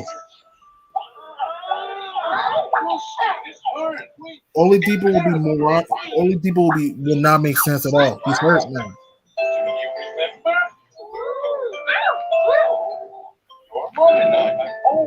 We can get. I don't know. I just don't like giving up that second pick. I was gonna say maybe. Nah, Russell might. Who you think is a better asset, Russell Westbrook or John Wall? This is tough, man. Because here's the thing, right? I look at both sides, right? If you get John Wall, you do get slightly a better shooter and a better passer. My only thing is that you're in the same situation because you get both. You get a more injured player in John Wall. You get West if you. To me, I'm 50-50 on both moves. This is tough, man. If I were the Lakers, man, you might. This may sound crazy. I would trade Westbrook to the Knicks if I were the Lakers with their Kemba. That's the only option to this point for me. Yeah, but will the Knicks do it? The Knicks do stupid shit all the time, though. It Dude, seems like they've been trying to get younger. bro, I understand that, but we got Derrick Rose. Derrick Rose is a good player, but Rose is getting old and he's hurt. You get my point? So you never know. I'm not saying we will get Westbrook. I'm just saying that the front office has been in shambles for years now. That they'll be desperate for anything. So who knows? Personally, for me, I want the Knicks to get a De'Aaron Fox or DeJounte Murray or a KPJ or SGA. You know what you got to do for De'Aaron Fox? It's gonna take a lot. I know. Or we They can probably get. gonna want RJ Barrett. I guarantee you that. That's true, and I'm not making that. That's why I'm considering either KPJ or I can get either an SGA or I can get either a DeJounte Murray. Yeah. I'm trying to get reasonable point guards because De'Aaron Fox was more unlikely. Knicks fans keep saying Ben Simmons. I don't listen. Ben is a good player, but I don't want Ben on the Knicks though. Because people need to understand this. Yes, he can pass and defend, but people need to understand this though. We can't score. Okay, we can't. We need a point guard that can shoot the. Yes, Kemba can shoot the ball, but Kemba doesn't fit on this team. And also, we need a point guard that can. Yes, we need a point guard that can play make, but we need a point guard that can shoot the ball and can make free throws. Okay, and also we need a point guard that can help out RJ I Barrett. th- You know what I mean? my bad. I think the Knicks. I think the far as them looking at Russell Westbrook, I mean the Lakers looking at Kimbo. I think LeBron them ain't gonna want Kimbo. Like You they don't. think. I think they look at. That's why they passed up on guys like DeRozan. I think they want a more die. I don't know. They want a But more. what you guys want, De'Aaron Fox? You think the Kings could get? You should consider De'Aaron Fox. That can actually happen. But they gonna want too much, man. You think so? Why? Do you think they'll ask for THT, Russ, and somebody else? Well, I give THT. I give THT up for Darren Fox. I give THT. I will give y'all THT. Um, we'll give Russ y'all we'll give y'all THT Russell and what's his name? Um we'll give you THT Russ and what's his name? Off the bench, Wayne Ellington. That's for what I Fox, right? yeah. I give you THT Russell and I give you Russell Westbrook, THT, and Wayne Ellington. Because De'Aaron Fox would help the Lakers, in my opinion. I think you need a De'Aaron Fox on your team. But I don't think they'll give up THT that easy though. I think Russell Westbrook. I think they'll try to present. They'll probably do something like try to give you Bazemore and Westbrook and De'Aaron Fox. I mean for De'Aaron Fox, Westbrook and Bazemore and they might have to throw in that pick. I think the Kings don't want that pick. Pretty much. I don't think the Lakers gonna get out of the only way they would get out of getting that pick is if Kendrick Nunn come back healthy, and And he even hasn't came back healthy. and I don't think he will this year. He hasn't played in a while. I don't think he will. I don't think he's going to be healthy this year. I doubt it. Kendrick Nunn will be a huge asset. I looked at his numbers. He can give you 18 points a game when healthy. He can't. I know, but is he going to be healthy this year? I doubt it. That's the problem. That's the When you reason why the team's gonna want to get that pick out of him. when you're out for that long, he hasn't played since last year. When you're out for that long, you're going to be rusty. It's just man, we just don't have no assets outside of they're gonna want a lot of people gonna want THT, but they're gonna want that pick too. That's gonna That's be the true. problem with the Lakers. Teams gonna That's, want that pick. that's true. And I heard people and Knicks fans want to trade Julius Randle. Do you think Julius Randle is going to get traded? I think he can be a good asset in the trade market for them. I think he will. You think he's going to be gone by the deadline? No, I don't. I don't think he'll be gone by the deadline. It'll be Okay. real shocking to me to see if he's gone by the deadline. I think teams gonna be more focused on him and what's his name, RJ Barrett. I think a lot of teams gonna be interested in RJ I Barrett. don't. Here's the thing. I don't see New York trading RJ. I don't see it. RJ Barrett looks like a cornerstone piece you can build around. If I'm a um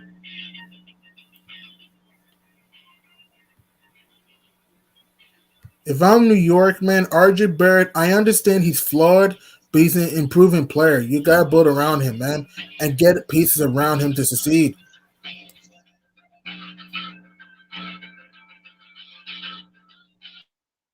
yeah,